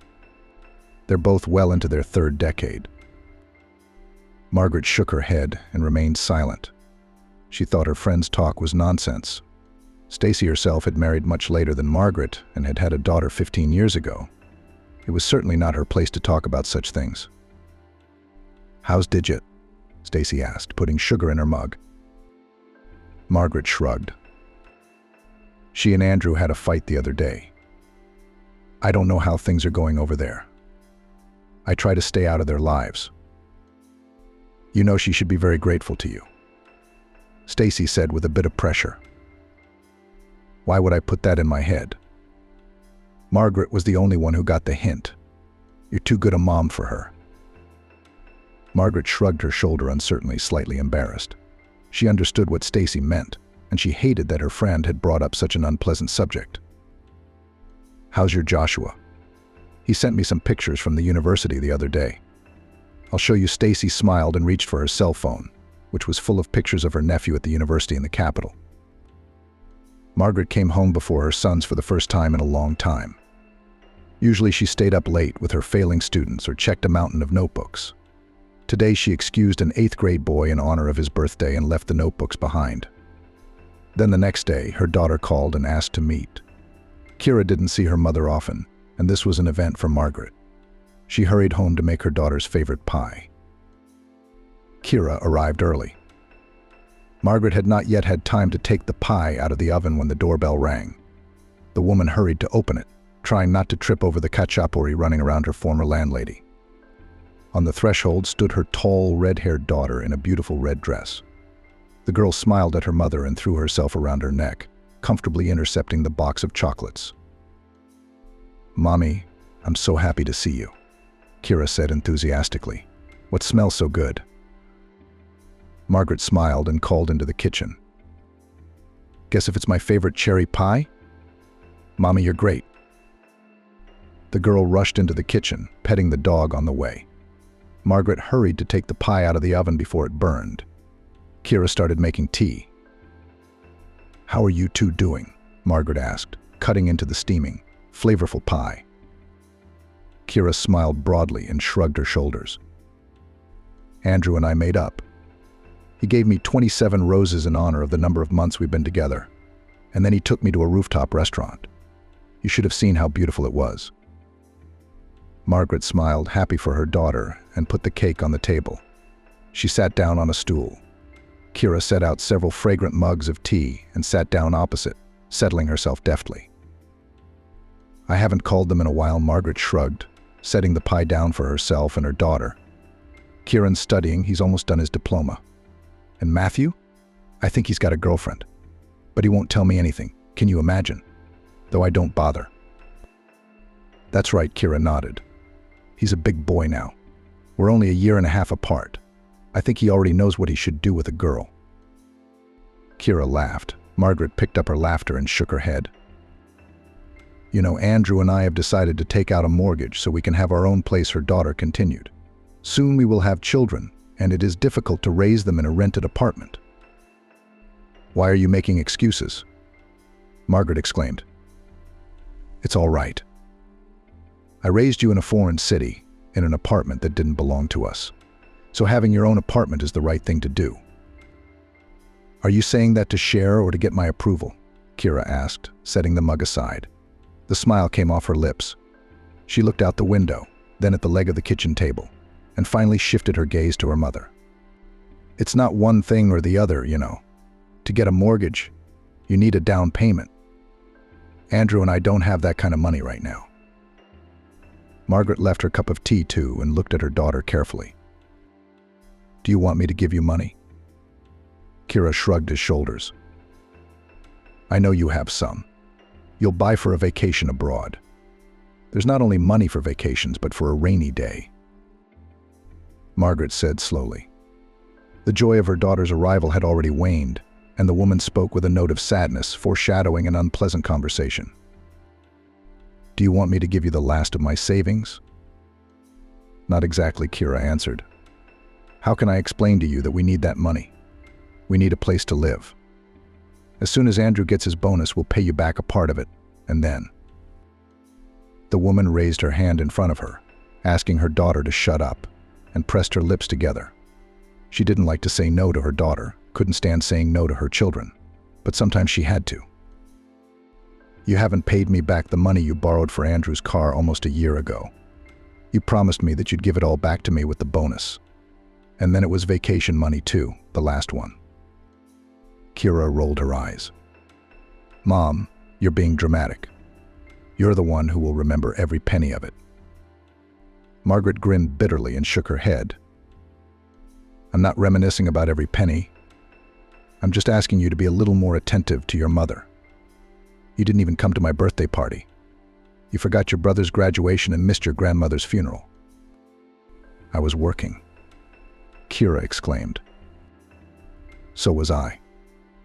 But for some reason I always came to your birthday parties. And even when you and Andrew quarreled for the first time, and you sat and cried on the embankment in the rain, I took off work and came. Don't you remember that? Kira looked away and pressed her lips together, just like her mother had done a few minutes ago. So you won't give me the money then? Margaret shook her head. Kira jumped up from her seat, nearly dropping her chair, and rushed to the door. Thanks for your help, Mommy, the girl said, slamming the door. The woman lowered her head. Tears flowed from Margaret's eyes. She could no longer contain herself. Large salty drops fell on the white tablecloth. Her sobs could be heard throughout the apartment. Something clenched in the woman's chest, causing unbearable pain. In the evening, when Margaret had calmed down and was minding her own business, her sons returned. Mom, are you home? Nick called out. Margaret responded. From the kitchen, she was preparing dinner for her sons. I asked you to iron the white shirt yesterday, and you ironed the blue one. Like a fool, I came to the open house alone and blue, Nick complained. The woman rolled her eyes tiredly. She probably would have tolerated it another time. But after her conversation with Kira, she'd been on edge. The white one hung in the closet. It wasn't that hard to get it out and iron it. It would have taken a couple minutes. Was it hard for you to memorize my request? She asked capriciously. Nick entered the kitchen. Margaret turned sharply in his direction and threw the towel back on the refrigerator. You're almost 22 years old. You're a grown guy, running around dating girls and looking for a prestigious job. And you ask your mom to iron your damn shirt. Are you going to hide behind your mother's skirt for the rest of your life, just like your bad father? Said the woman loudly, throwing off her apron. And you sleep in your brother's room now. I'm a grown woman and I want to spend my free time in peace, not listening to your conversations and watching movies at 2 a.m. Earthquakes are caused by the shifting of tectonic plates. The most seismically active zones in our country are Kamchatka and Sakhalin Island. There is also the largest volcano there, Klushevskaya Sopka. It is very dangerous to live there. There is a risk of an earthquake or volcanic eruption. Japan is also in a seismically active zone. Shifts of tectonic plates also cause the formation of large mountain massifs. The higher the mountain, the earlier it formed. So one plate is thrust over another, Margaret said slowly and measuredly, scrolling through her pen and occasionally looking out the window. Margaret liked to teach lessons, but sometimes she purposely forgot her homework and taught new material, ignoring the bustle and chatter of the students. There was a reason for that now. Her mind was reeling over the past day, and she couldn't figure out who was right and who was wrong. Margaret thought she had been too harsh with the children. After all, it wasn't Vincent's fault that she had forgotten about the white shirt. Kira was just beginning her adult life, and she needed her parents' support. Besides, comparing her son to his father was wrong. Margaret was sure she'd managed to raise her sons differently from their father, who'd abandoned the family for another woman. Vincent did sleep in his brother's room. In the morning, Margaret didn't say anything to them, and, resentful, went to work to check the notebooks left over from the previous day. It seemed so wrong. But an inner voice, still offended by her daughter's words, argued that Margaret had done the right thing. The woman's musings were interrupted by the creak of the door, which slowly opened, and a short, blonde-haired boy entered the study. He tossed his backpack beside his desk and sat down, grinning and glaring at the teacher. Margaret, surprised at this insolence of a student, stood up from her desk to tower over the 8th grader. Someone started laughing. All thoughts of home and problems with the children immediately popped into Margaret's mind. She looked at the boy, at his grin and his cocky face, and immediately remembered her children, Kira's face when she'd heard her mother wouldn't give her money, Vincent's face when he'd wondered about the shirt. And the woman snapped. "Swan, get up from the table quickly," Margaret said sternly. "Or your parents will be called to the school, and you'll be out of here immediately." She glared angrily at the student. Every movement, every sound, every smirk, and every movement made her dislike him. "Really?" The boy grinned. "Do you know who my father is to talk like that?" "You spoiled Mama's boy, Swan." Margaret continued in a harsh tone. "Leave my office immediately," the boy said irritably. "What are you going to do? Drool on a child? You're a loser like all the teachers in this school, working for a pittance, dissatisfied with your life, hating children. I can tell you haven't had a man in a long time, Margaret. Margaret opened her mouth and gasped with indignation. Her hands clenched into fists. She looked at the boy and saw only evil incarnate. The woman grabbed the schoolboy's backpack with one hand, his ear with the other, and hurried toward the door. She almost threw the boy into the hallway, then threw his briefcase after him, which hit the concrete floor and the contents spilled out. "Get out, you little rascal," shouted the woman. "Shove your insolence where you belong, and don't you dare come to this office again. You nasty, brainless boy."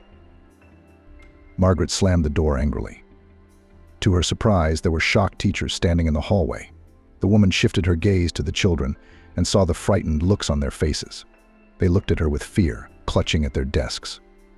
Margaret sighed and returned to her seat. The students ducked into their books. After all that had happened, Margaret pondered the boy's words. He had a point. The teachers at the school worked for low wages, tolerated the insolent remarks of the students, and were unhappy with their lives. Every day she watched herself, Stacy, and the other co-workers. They were all terribly tired, with lots of problems at home and at school. Someone who had succumbed to life's hardships, the kids were afraid. Some who chose tactics of indifference, the kids loved.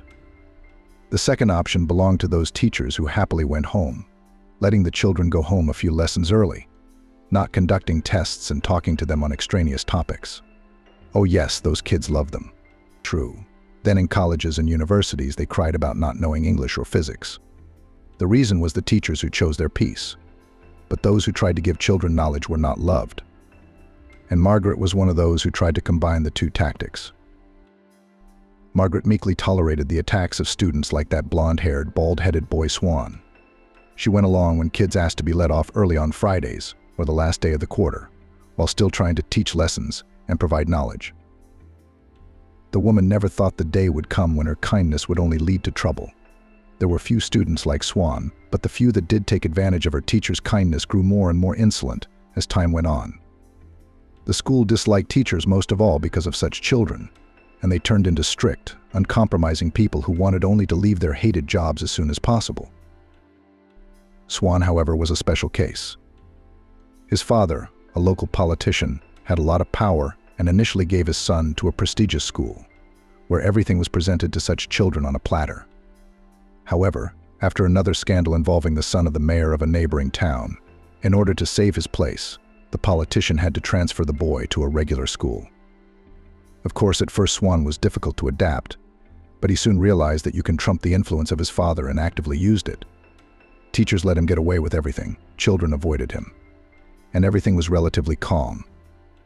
Until Margaret took umbrage, she was in a bad mood because of personal problems. On a normal day, I would probably have gently reprimanded the boy for being late so as not to create conflict, she thought. But this time I couldn't help myself. After class, as Margaret was about to go home, she was called to her office by the principal on the school radio. Those teachers who were still in the school saw the woman off with pity as she walked down the corridor. One even patted her on the shoulder.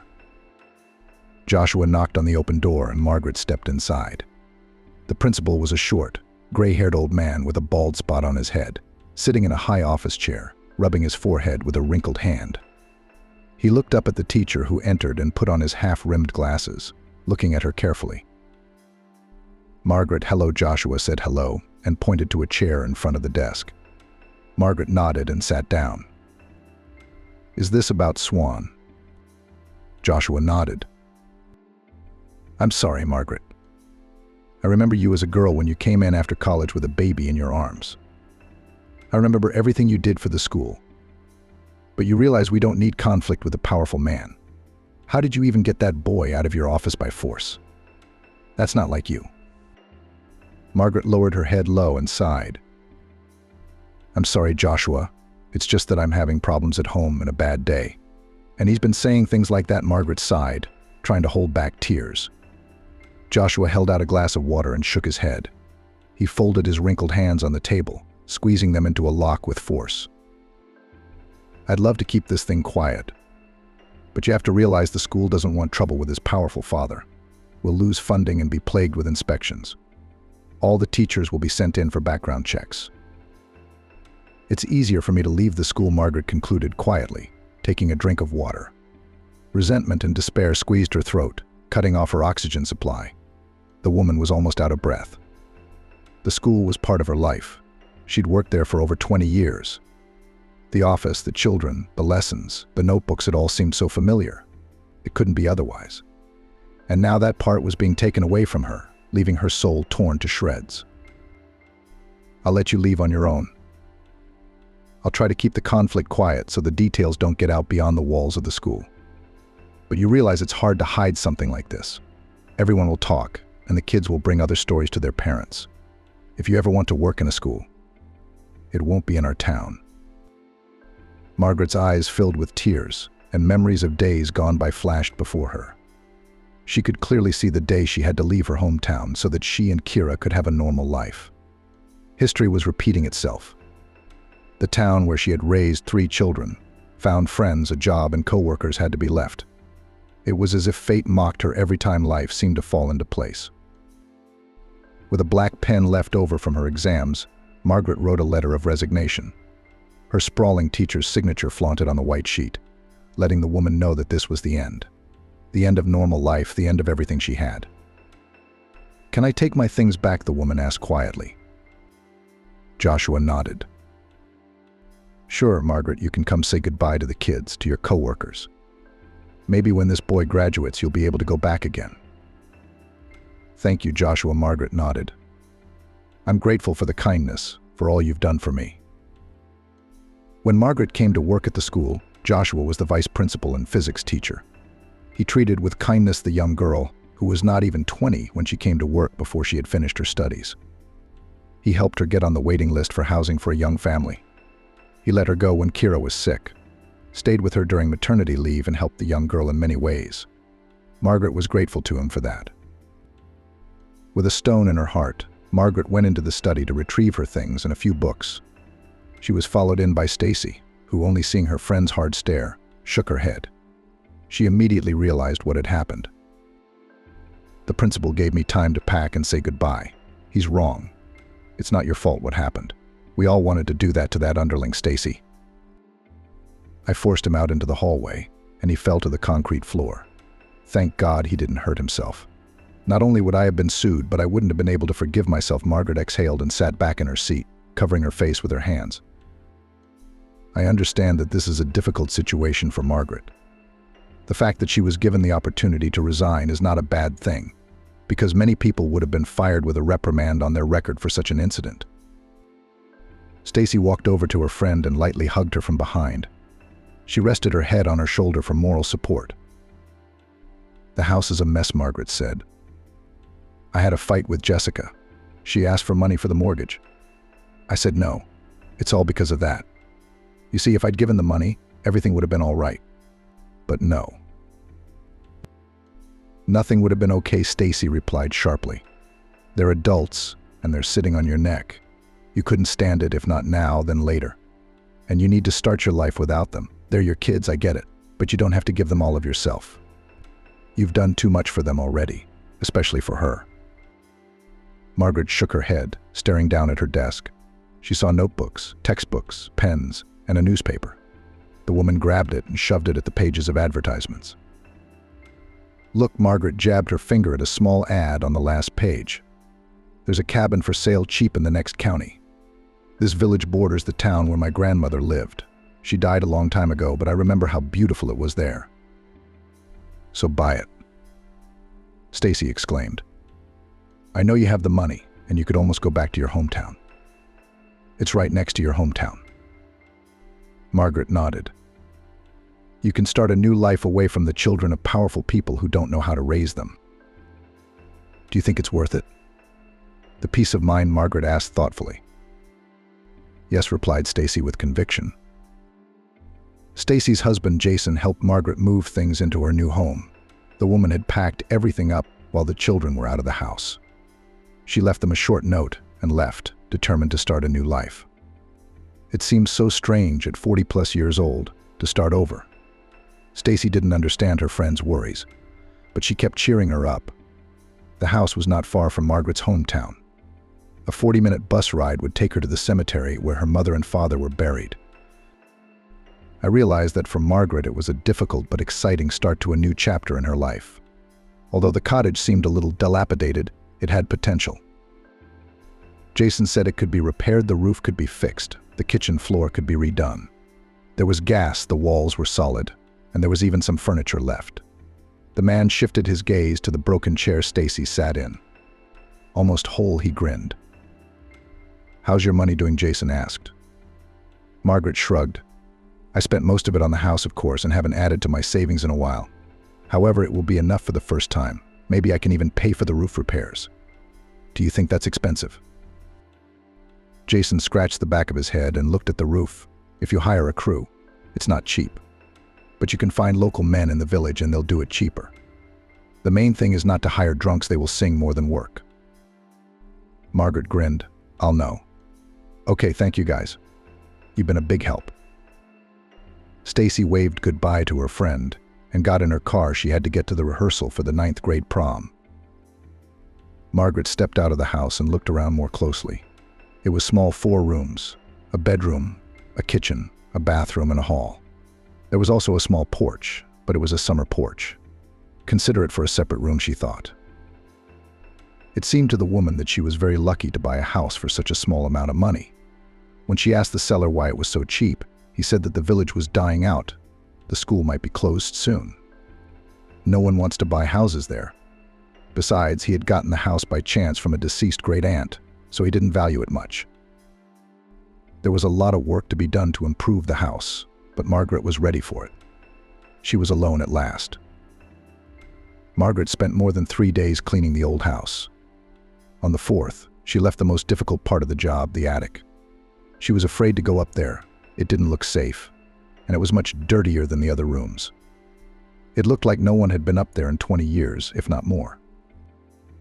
The woman set her bag down beside her and slowly climbed through the trapdoor in the ceiling. Margaret almost fell in, but when she found herself at the top, she realized there was more work than she thought. The attic was full of boxes and old trunks where women had stored their belongings long ago. Margaret decided to start sorting through the boxes to throw away anything that wasn't needed. Rolling up her sleeves, she sighed and sat down on the dusty floor. The first 3 boxes were of women's things. The 4th contained children's toys. Margaret took them apart at first, winding up dolls and wiping down dusty cars. But then she gave up the useless endeavor and left the box. Another box had albums of photographs. Margaret leafed through them, marveling at the happiness of the people in the pictures, and set them aside. The farthest box was small and light. Margaret opened it and aghast. On the very top was a wooden frame containing a picture of her sister Vivi and a strange guy. They were hugging and looking happily into the camera lens. "Vivi," Margaret whispered with shaky hands, snatching the photo away. The girl looked exactly as she remembered her long, thick black hair, dark eyes, sharp facial features, and a narrow nose. Margaret hadn't seen her sister in over 25 years. She was sure she was dead. Seeing a picture of Vivi happy seemed very strange and brought bitterness to her soul. Margaret pulled out the frame and saw a small wooden box with 2 letters VI carved into it. The woman unlocked it and saw a small pendant in the shape of a scarab beetle and a Vera pendant. Underneath it lay another photograph. This picture only showed a guy in uniform. On the back was written the year. Margaret gasped in surprise, the year of her daughter's birth. The man was smiling. A letter lay next to it. Margaret unfolded it and, smiling, began to read the lines. "Dear Vivi, I am writing to you, hoping for a reply. You have not answered for so long that I was afraid something had happened to you. Grandma should be coming to visit soon. I hope you'll be with her. I missed you madly. Your hair the color of night and your piercing eyes that looked straight into my soul. I can't live without the touch of your velvet skin. A day without you is agony, and I haven't seen you in 5 months. I miss our moonlit lounges and long late-night conversations. I hope all is well with you. Your lover." Margaret sighed sadly. This seemed to be the child's father. There were others under that envelope. With each letter, Alex grew more and more worried. He wrote that he missed her and couldn't be without Vivi. In the last letter he wrote, "Grandma was in the other day and told me that you went to your house and never came back. I have no idea what happened. Probably you found someone else richer or prettier. I don't know. I hope you're happy. In case you're wondering, I've decided to stay in the army on a contract. You probably won't read this. I don't know your new address, so I'm writing to my grandmother's address. Alex." Alex seemed to really love Vivi. However, she wasn't there for her. She needed something else, not just love. She was looking for something different. Margaret went downstairs. She didn't want to read the letters anymore. It bored her. She felt sorry for Alex. He wrote such beautiful lines. About Vivi. Vivi was her own person. All the years as the older sister, she had acted like she was a couple years younger than Margaret. The then still young girl had to deal with her problems and hide their consequences from her ailing father.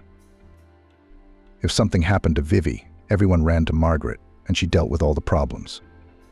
A broken window, missing money from her father's stash, late returns, and more. Vivi never thought about the feelings of others. Alex was no exception. Margaret cooked potatoes and cucumbers she'd bought from her neighboring grandmother on the old, salted stove and sat down to dinner. The food, however, did not go down her throat. She looked at the seemingly appetizing potatoes and cucumbers, but could not swallow a bite. Everything seemed terribly bland and unpalatable. The reason for this was thoughts of her sister. Margaret hadn't seen her sister in over 25 years. She didn't even know if Vivi was still alive. Now her conscience began to plague her for that. Vivi was her sister, whatever she was, and so she couldn't just abandon her. "We have to find her," Margaret said firmly, and took a bite of cucumber. A clear plan formed in Margaret's mind. She saw no obstacle to finding her sister. The letters had stirred her soul. The next morning, Margaret went upstairs to go through the boxes looking for something that might help find Vivi. There was nothing useful in the letters. At the very bottom of one of the boxes, however, was an old notebook with lots of numbers and addresses in it. The numbers were probably invalid. It had been so long, but the addresses could be verified. Margaret could safely say that the book belonged to her sister. She could recognize Vivi's crooked handwriting from 1,000 sprawling letters in the long, intricate curls. At the very end of the book was a name, Diakova Janie. Next to the name was written, "Call." Help Vivi had a habit of signing everything she could so she wouldn't forget. She always carried a notebook with her and wrote in it the names of suitors, the places and times she met them, so she wouldn't get them mixed up. Margaret had laughed at this habit before, but now she realized there was nothing wrong with it. She tore out the sheet with Janie's name on it and stuffed it in her pocket. Sure, it had been a while, but maybe this Janie could help find Vivi. The woman finished all the chores around the house. She asked her neighbors for the best bus ride to the address in the book and planned the trip. She left early the next day. Margaret was glad to be back in her hometown, to walk through familiar places from her childhood, and to remember the past. The woman walked past the school and smiled as she saw the windows of her class and remembered her graduation. She had been predicted a successful future then. Margaret knew what university she was going to attend and was seriously preparing for the exams. And then what happened happened. The house she needed to go to was on the very outskirts of the city. The poorest families lived in that neighborhood. In Margaret's class, only 2 classmates were from that neighborhood. They walked around in shabby clothes and often bruised. Both dropped out of school after 9th grade and moved into the dormitory. Margaret hoped that their lives were better than during their high school years. The basement where Janie's apartment was supposed to be was doorless. Margaret walked slowly inside, looking around cautiously. "We'll put it up soon," said the man smoking on the bench hoarsely. He smelled foul, probably of alcohol and cheap cigarettes. Margaret smiled, nodded, and quickly went inside before the man said anything more. The entryway had the same odor as a smoker, with a dash of urine scents. The woman sighed and headed for the 3rd floor. The apartment she was looking for had to be there. There was no elevator, of course. Apartment 11 was on the 3rd floor. It had a massive metal door with obscene writing on it. The bell was recessed into the wall. Margaret pressed the button and carefully removed her hand. It was unknown if it worked or not. A moment later, she heard heavy footsteps and grumbling outside the door. "Who's in there?" The door swung open. A tall, full woman with disheveled hair. wearing a laundered bathrobe with a grease stain on her chest, stood on the threshold. "Hello. Are you Janie Dakova?" Margaret smiled. "Why?" The woman looked her over from head to toe. "You see, I'm looking for my sister. Her name is Vivi. She wrote your address in her address book." The woman made an inarticulate, throaty sound and laughed. "I haven't heard from her in years.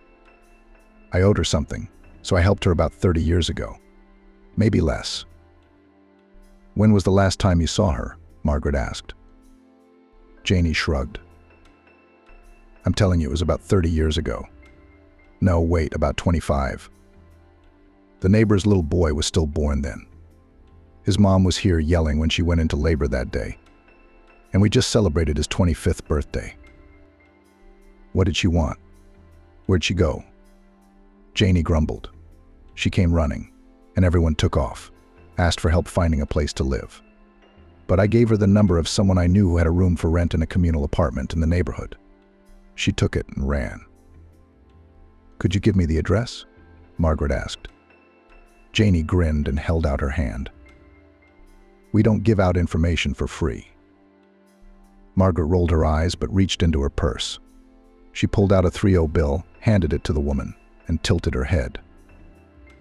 Janie went back into the house, tore a small slip from the wall calendar, and wrote the address on it in scrawled handwriting. "Here you are, Snow White. You're the only one who has nothing to catch there." The woman shrugged her shoulders. "Why not? I heard she got married, so I don't think she's ever been in this dump. It's been so many years yet." Margaret had been told that phrase too often lately. She braced herself, snatched the paper with the address out of the woman's hand, and walked away. "Thank you," Margaret mumbled politely. She wanted to wash up after being in that entryway, so she went home. She'd have time to go to the address. The next day, Margaret went to the school to ask about the vacancy. She had no intention of going home. Of course, the kids called her, but she didn't answer. That's what Stacy had said. Her opinion was one the woman usually listened to. Of course, it was heavy on her heart that she hadn't answered her sons. However, for the first time in a long time, the woman felt free. The school was small, 2-story, with windows open everywhere. May was hot, and there were children with countenances running in the street. Next to them was a short woman with white hair and wearing a long skirt.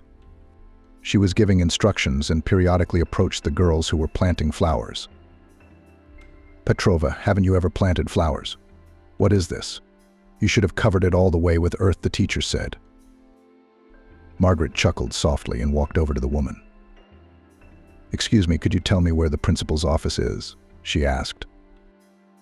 "Good afternoon," the teacher smiled. "Are you someone's mom?" "Oh no, I wanted to get a job," Margaret replied. "My children are grown up now. I just moved to your village and I need a job. I thought you might have something here," Margaret told the teacher. "Are you a geographer by training?"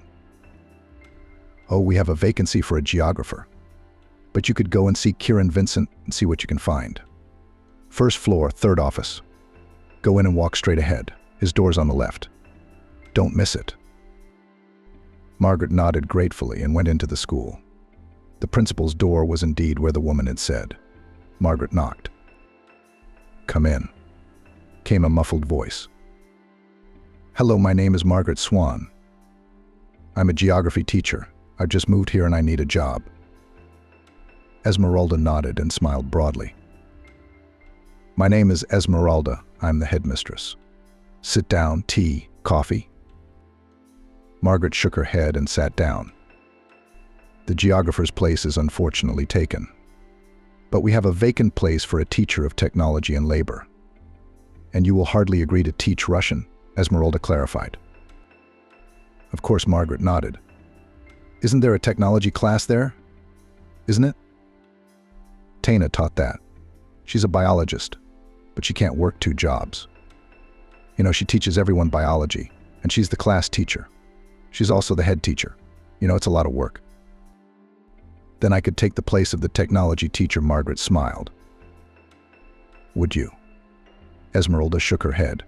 "There's no point in signing you up now. Let's start with the new school year. But you probably need a job right now, don't you?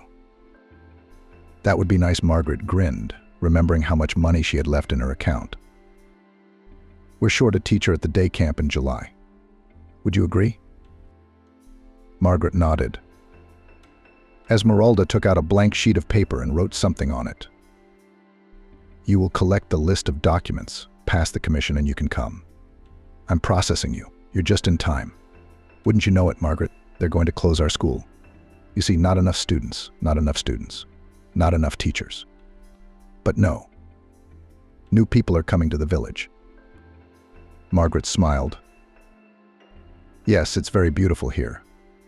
If it's no secret, where did you move to? The 15th house on Oktyabrskaya Street, Margaret answered. Tana's house. We remember her. She didn't have children of her own, but she always had a lot of kids coming to see her.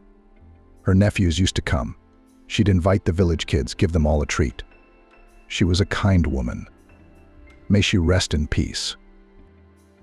Don't you remember? Esmeralda asked. She didn't have a girl who lived here.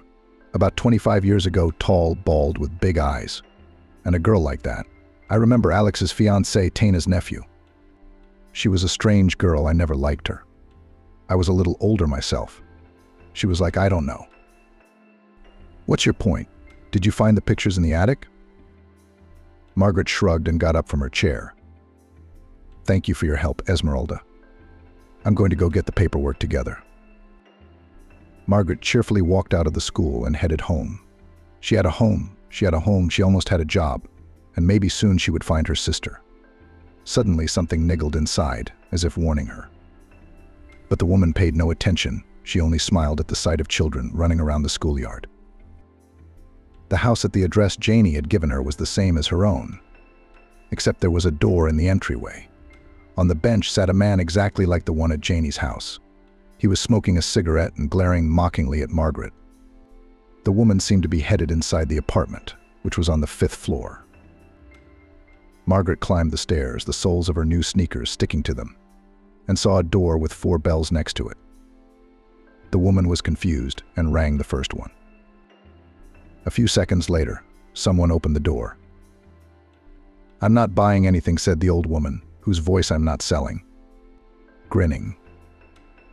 The woman waved her hand in the direction of the house and went to cook dinner herself.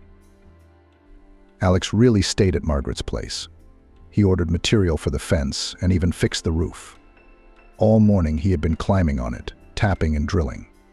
After lunch, he climbed down, clapped his hands together and said, Take the job, mistress. It won't last forever, of course, but it'll do for a couple months.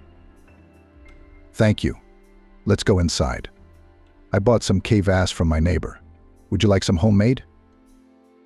Sure, the man smiled broadly, stretching his crescent-shaped scar. Every day Alex did something new in the house. Then he ate Margaret's lunches and praised them. It was a mandatory routine. The woman noticed that the uninvited neighbor was very good-looking. He's tall, trim, strong. He was also hardworking. Alex was nothing like Margaret's ex-husband. All he did was lie on the couch after a hard day's work. Every weekend he went to a bar with his friends. Even the day Matthew had a fever of 40 degrees was no exception. Margaret called an ambulance, and during the examination, her husband came back to the house, barely standing on his feet. He yelled at the doctor, and then went to sleep in the middle of the living room. Margaret was terribly ashamed at the time, and the doctor advised her to leave such a husband. Margaret's new neighbor was quite different, sensitive and intelligent. He kept up conversations about books and various places. I've been to Prague, he said. A co-worker had gone there, and I was visiting him. Margaret only smiled dreamily at the stories of various places. I've always wanted to travel. But first there was Stacy, then Matthew, and then Vince. Besides, a teacher's salary doesn't really allow for traveling. Why a teacher? Alex asked and leaned back in his chair. He and Margaret were sitting across from each other in the living room. After a hard day, they were planting potatoes. Of course, it was late the end of May.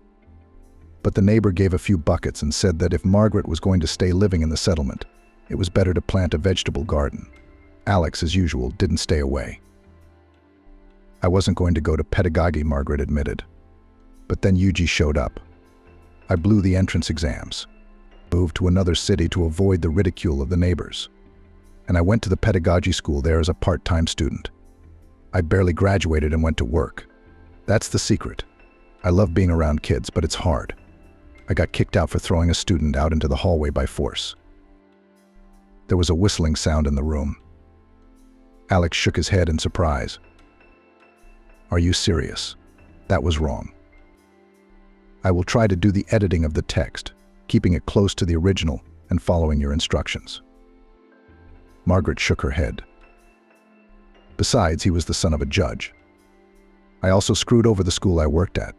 Either you have a demon inside you, or that boy was that bad at geography. The woman thought back sadly to that day. Geography had nothing to do with it, she said. He was just cocky and overconfident, and I was too upset and angry. But, everything that's done is done for the best, isn't it? I found my sister, and you ended up without a daughter. Yeah, it's definitely for the best. There was silence, which was broken only by the sound of an insect flying around the room. Alex couldn't find anything to say, so he just kept silent. Alex and Margaret grew closer. They sat and talked more and more often. In the evenings, he talked about the war and the army, she about children and school. Sometimes they went to help an old lady neighbor who rarely had children over. First they cleaned her house, then they helped in the vegetable garden. Alex also fixed her fence. The old lady was very grateful and gave the helpers a can of milk and a bag of pies. One day at the end of June, Alex, realizing that Margaret would be returning in the dark, went after her. He met her in the middle of the road. Why are you here? It's dark, he said. I thought you were scared. Today is the 21st, Margaret said, as if it meant something. It's the day of the shortest night of the year. It'll be light before you get home, won't it? But I'm scared to be home alone. Margaret laughed. She knew she liked Alex, and she knew he liked her, but she didn't know what the outcome of their affection would be. The blue night sky was covered in a scattering of 1,000,000 stars, and at the very top was a bright, full, warm moon, lighting the path so brightly it felt like it was daytime outside. When you showed up at my compound and started talking about your sister, I thought you were just like her, Alex started to say suddenly. A hypocritical bitch and cruel. But then I saw how upset you were about losing your daughter, and I realized that you weren't. You're the woman I always wanted to have by my side, Alex admitted. Margaret stopped breathing for a second, then took a deep breath, hesitating to look at Alex. I haven't had a wife or even a relationship longer than a couple months. After Vivi, she took away any faith I had in women and people. But you've been able to restore my faith. Your jokes, your concern for the kids, your love for your work. It all made me see that there is good in this world. Why do you say that? Margaret asked. You and I are adults. I think it only takes a couple of days at our realized age to know if someone is your person or not. Margaret finally shifted her gaze to the man. He was looking straight at her. His eyes shone with hope and some feeling she didn't recognize. You are a very good man. Really 100 times better than my ex-husband or any man I've ever had in my life. But I'm in my 40s. I have 3 kids, a lot of problems, and a mean sister. Do you really need that? The man grinned and pulled Margaret to him. I'm not 15 either, Margaret, and I know what I need. A tiny flame of hope flickered in the woman's heart. She smiled timidly. Margaret was walking home from camp late at night. Everything had to be prepared before the inspection. It was almost dark outside, and she was enjoying the cool night air and moonlight. Then she saw someone walking towards her. Margaret smiled.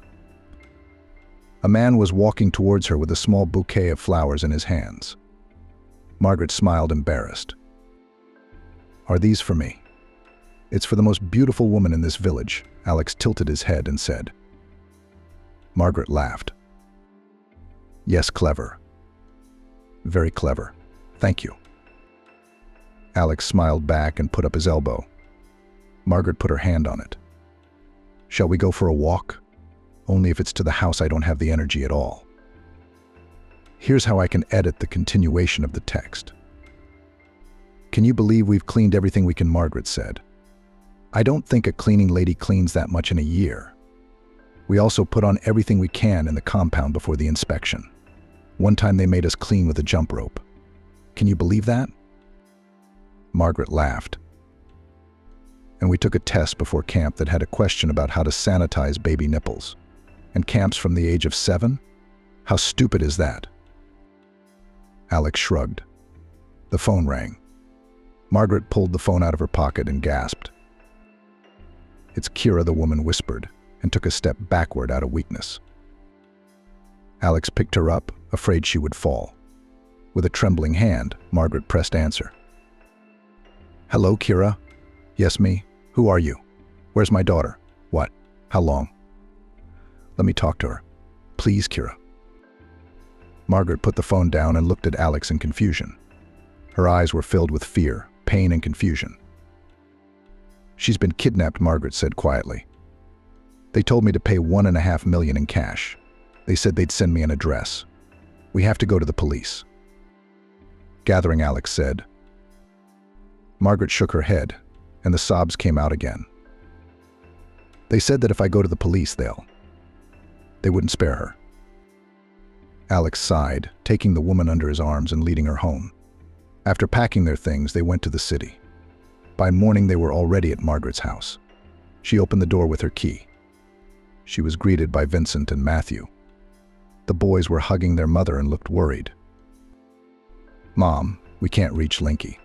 It's been 2 days for Andrew, too, they said. What are you all so excited about? Shouted a cheerful voice from the kitchen. A woman in a red leather jacket came out into the corridor. The girl wanted to go for a walk. And you're already shouting. She won't have to live her life with that face. Margaret stared at her sister and threw herself at her. She caught hold of her dark hair and pulled. It was you, it was all you. You're the reason she stopped talking to me. You're the reason she was taken away. It's all you. Margaret screamed. The sons and Alex barely pulled Margaret away from Vera. Alex wrapped his arms around the woman, pressed her against him, and began to whisper soothing words in her ear. Margaret began to calm down. You're crazy, Vera shrieked, standing up. Vincent and Matthew looked at each other. Mom, are you saying she's been kidnapped? They asked. She already said that, Alex said a little harshly. We got a call for ransom. What makes you think it's my fault? Vera asked. Because there's no one else, Alex said again. You're the only one here who has gotten involved with dangerous people. Vera tilted her head and looked into the man's face. Alex, what are you doing here? Alex clenched his jaw, remaining silent. Guys, get her out of here. Otherwise, I can't vouch for myself, he said. Matthew nodded at the door. Faith opened her eyes wide. The boy took her gently under his arm and led her to the door. Go to your brother's, Vera. You'll be better off there. No one needs you here. We only put up with you because of Linda. Vera adjusted her bag on her shoulder, hummed, her chin high, and walked quickly away. She was out of sight. A few minutes later, Vincent, Matthew, Alex, and Margaret were sitting at the table in the kitchen. Vincent was making tea while the others talked quietly. There was a cell phone in the middle of the table. Suddenly it rang.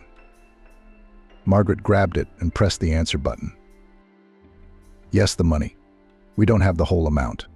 Give us time, she said. Okay, we'll find it all. Is Linda alive? Let me talk to her. Daughter, are you all right? Margaret fell silent. Dropped, Vincent concluded, and put the tea on the table. Mother, calm down. Did you hear Linda's voice? Matthew asked. Margaret nodded. She was so frightened. I can't. Where can we get so much money? Can we sell the cars? Matthew shrugged his shoulders. No, Alex said sharply. I've already called my friends from the army. We'll do everything. The woman jumped up from her seat and grabbed Alex's hands. No, you're not a robber.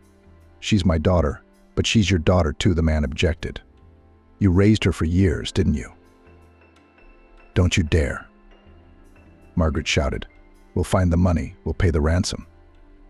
Sell the cars, she ordered her sons. The boys nodded. Is the whole sum here? Margaret asked, wrapping her trembling hands around the bundle. She was breathing hard and looking around. Matthew nodded. Mother, make it look easy, please. I'm carrying money to ransom my daughter. Do you really think I can be calm? I can't be calm on principle. The guy shook his head. Good luck to you. Margaret nodded and walked forward. She had to save her daughter, even if she had to give up all the money to do so. Kira's life was the most important thing. The criminals called and told her to bring the money to the safe deposit box at the airport. Where to pick up Kira, they would tell her later. Margaret walked uncertainly through the airport trying to find the safe deposit boxes. She walked to the right one and slowly opened it, putting the money inside. She slammed the metal door shut and headed away without looking around. The phone vibrated and Margaret jumped in surprise. It was a text message with an address a few blocks from the airport. The woman rushed to the car where her son was waiting for her in Alex's car.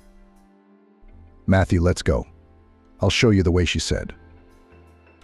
The boy started the car and they started. In just a few minutes they were there at the old abandoned factory. Margaret jumped out of the car and rushed inside. Matthew hurried after her. They searched every floor and even the basement, but the girl was nowhere to be found. Margaret screamed until she was hoarse, but there was no answer. The woman turned to her son and began to slowly slide down the cold wall.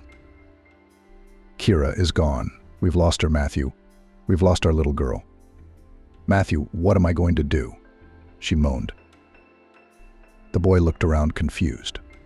He shouted again and then picked up the mother and walked her to the car. While they were looking for the girl, the sun had set and it had gotten completely dark. Matthew dialed Alex's number. Uncle Alex, it's empty, he said. What about you? Alex asked. That we're on our way. They found her. Matthew smiled. About 20 minutes later, the car with Matthew and Margaret pulled up to a cottage village. There were several police cars parked near one of the houses. The blinkers were on and there were uniformed men everywhere. Vincent, surrounded by several large men, stood beside one policeman and said something. In the ambulance, wrapped in a blanket, sat Kira. Margaret saw her and rushed over to her. She tripped and fell on the cold grass. Matthew helped his mother up and they ran to the girl. Kira. Margaret grabbed her daughter's face. Are you all right? My good girl. Who was that? Kira saw her mother and started to cry, wrapping her arms around her. Mommy, they were alone in the apartment and they grabbed me. Who let them in? Margaret screamed hysterically. She's Vivi. She let them in. She owes them a lot of money. I became the bait to get you to pay and repay her debts. Margaret ahed and staggered back, grabbing her son's arm. Are you sure of that? She told me herself. Kira nodded. Matthew, hearing his sister's words, rushed to call Alex. She's gone, neither at home nor at Kira's. I will personally find her and tear her to shreds, he gritted his teeth. Kira nodded and hugged her mother. Vincent walked over to Margaret and took her aside. She needed rest. You know about Vivi? The woman nodded. Her accomplices told me. She sold them her daughter. I can't believe it. How cruel and insane do you have to be? She's always been like that, Margaret exhaled. Do you know how she found Kira? She snuck into your house to find your residential address and followed it. Kira was just at the guy's place. Margaret shook her head in surprise. You were right. She's a terrible woman. A year later, a high fence stood outside a small house with a new red roof. A variety of flowers grew in the garden. A woman in a green dress jumped out of the house. I have to go, Vincent. It's your first day as a geography teacher, Stacy smiled. You have 40 minutes before school starts. Vincent caught up with the woman and pulled her close. You're too early, and I still have half an hour before work. Stacy laughed and waved her husband away. Look, I have to go, but I'll be home early. We have to go to Emily's tonight. We're going to be grandparents soon, aren't we? Vincent frowned. You're not a grandmother, you're the most beautiful girl. I haven't been a girl for too long, and you're going to have to accept that. Stacy laughed. You're going to be the youngest and most beautiful grandmother in the world. The phone rang. Mom, Lindsay had a baby. Alex yelled into the phone. I'm an uncle now, and Emily is an aunt. We're all uncles and aunts now. Matthew's joyful voice rang out. Girl 3200 added Angela, Matthew's girlfriend. Stacy disconnected the phone and smiled happily. Vincent picked her up and spun her around the yard. Maybe we should be parents again, he asked. Stacy laughed. We should be grandparents for now, and then we'll see from there. Anyway, we're going to Prague in August and then Venice. You remember, don't you? It's my dream, and now nothing will stop me from fulfilling it. It really was. Nothing and no one could stop Stacy from fulfilling her dream. The children learned to live on their own, accepting that a mother should have her own life. Vincent finally moved in with Stacy, beginning to set up house. Vivi was caught by the police in a neighboring town. Stacy went to see her only once. Vivi had begged her to take a statement, but her sister, who had gotten her out of trouble all her life, had said no for the first time. Only now did Stacy realize that in saving her sister from punishment as a child and young adult, she had only made things worse. Vivi was used to being selfish, expecting to always be helped. Now she's going to prison for selling her niece Kira, who will never remember her birth mother again. For she has realized that her real mother is Stacy.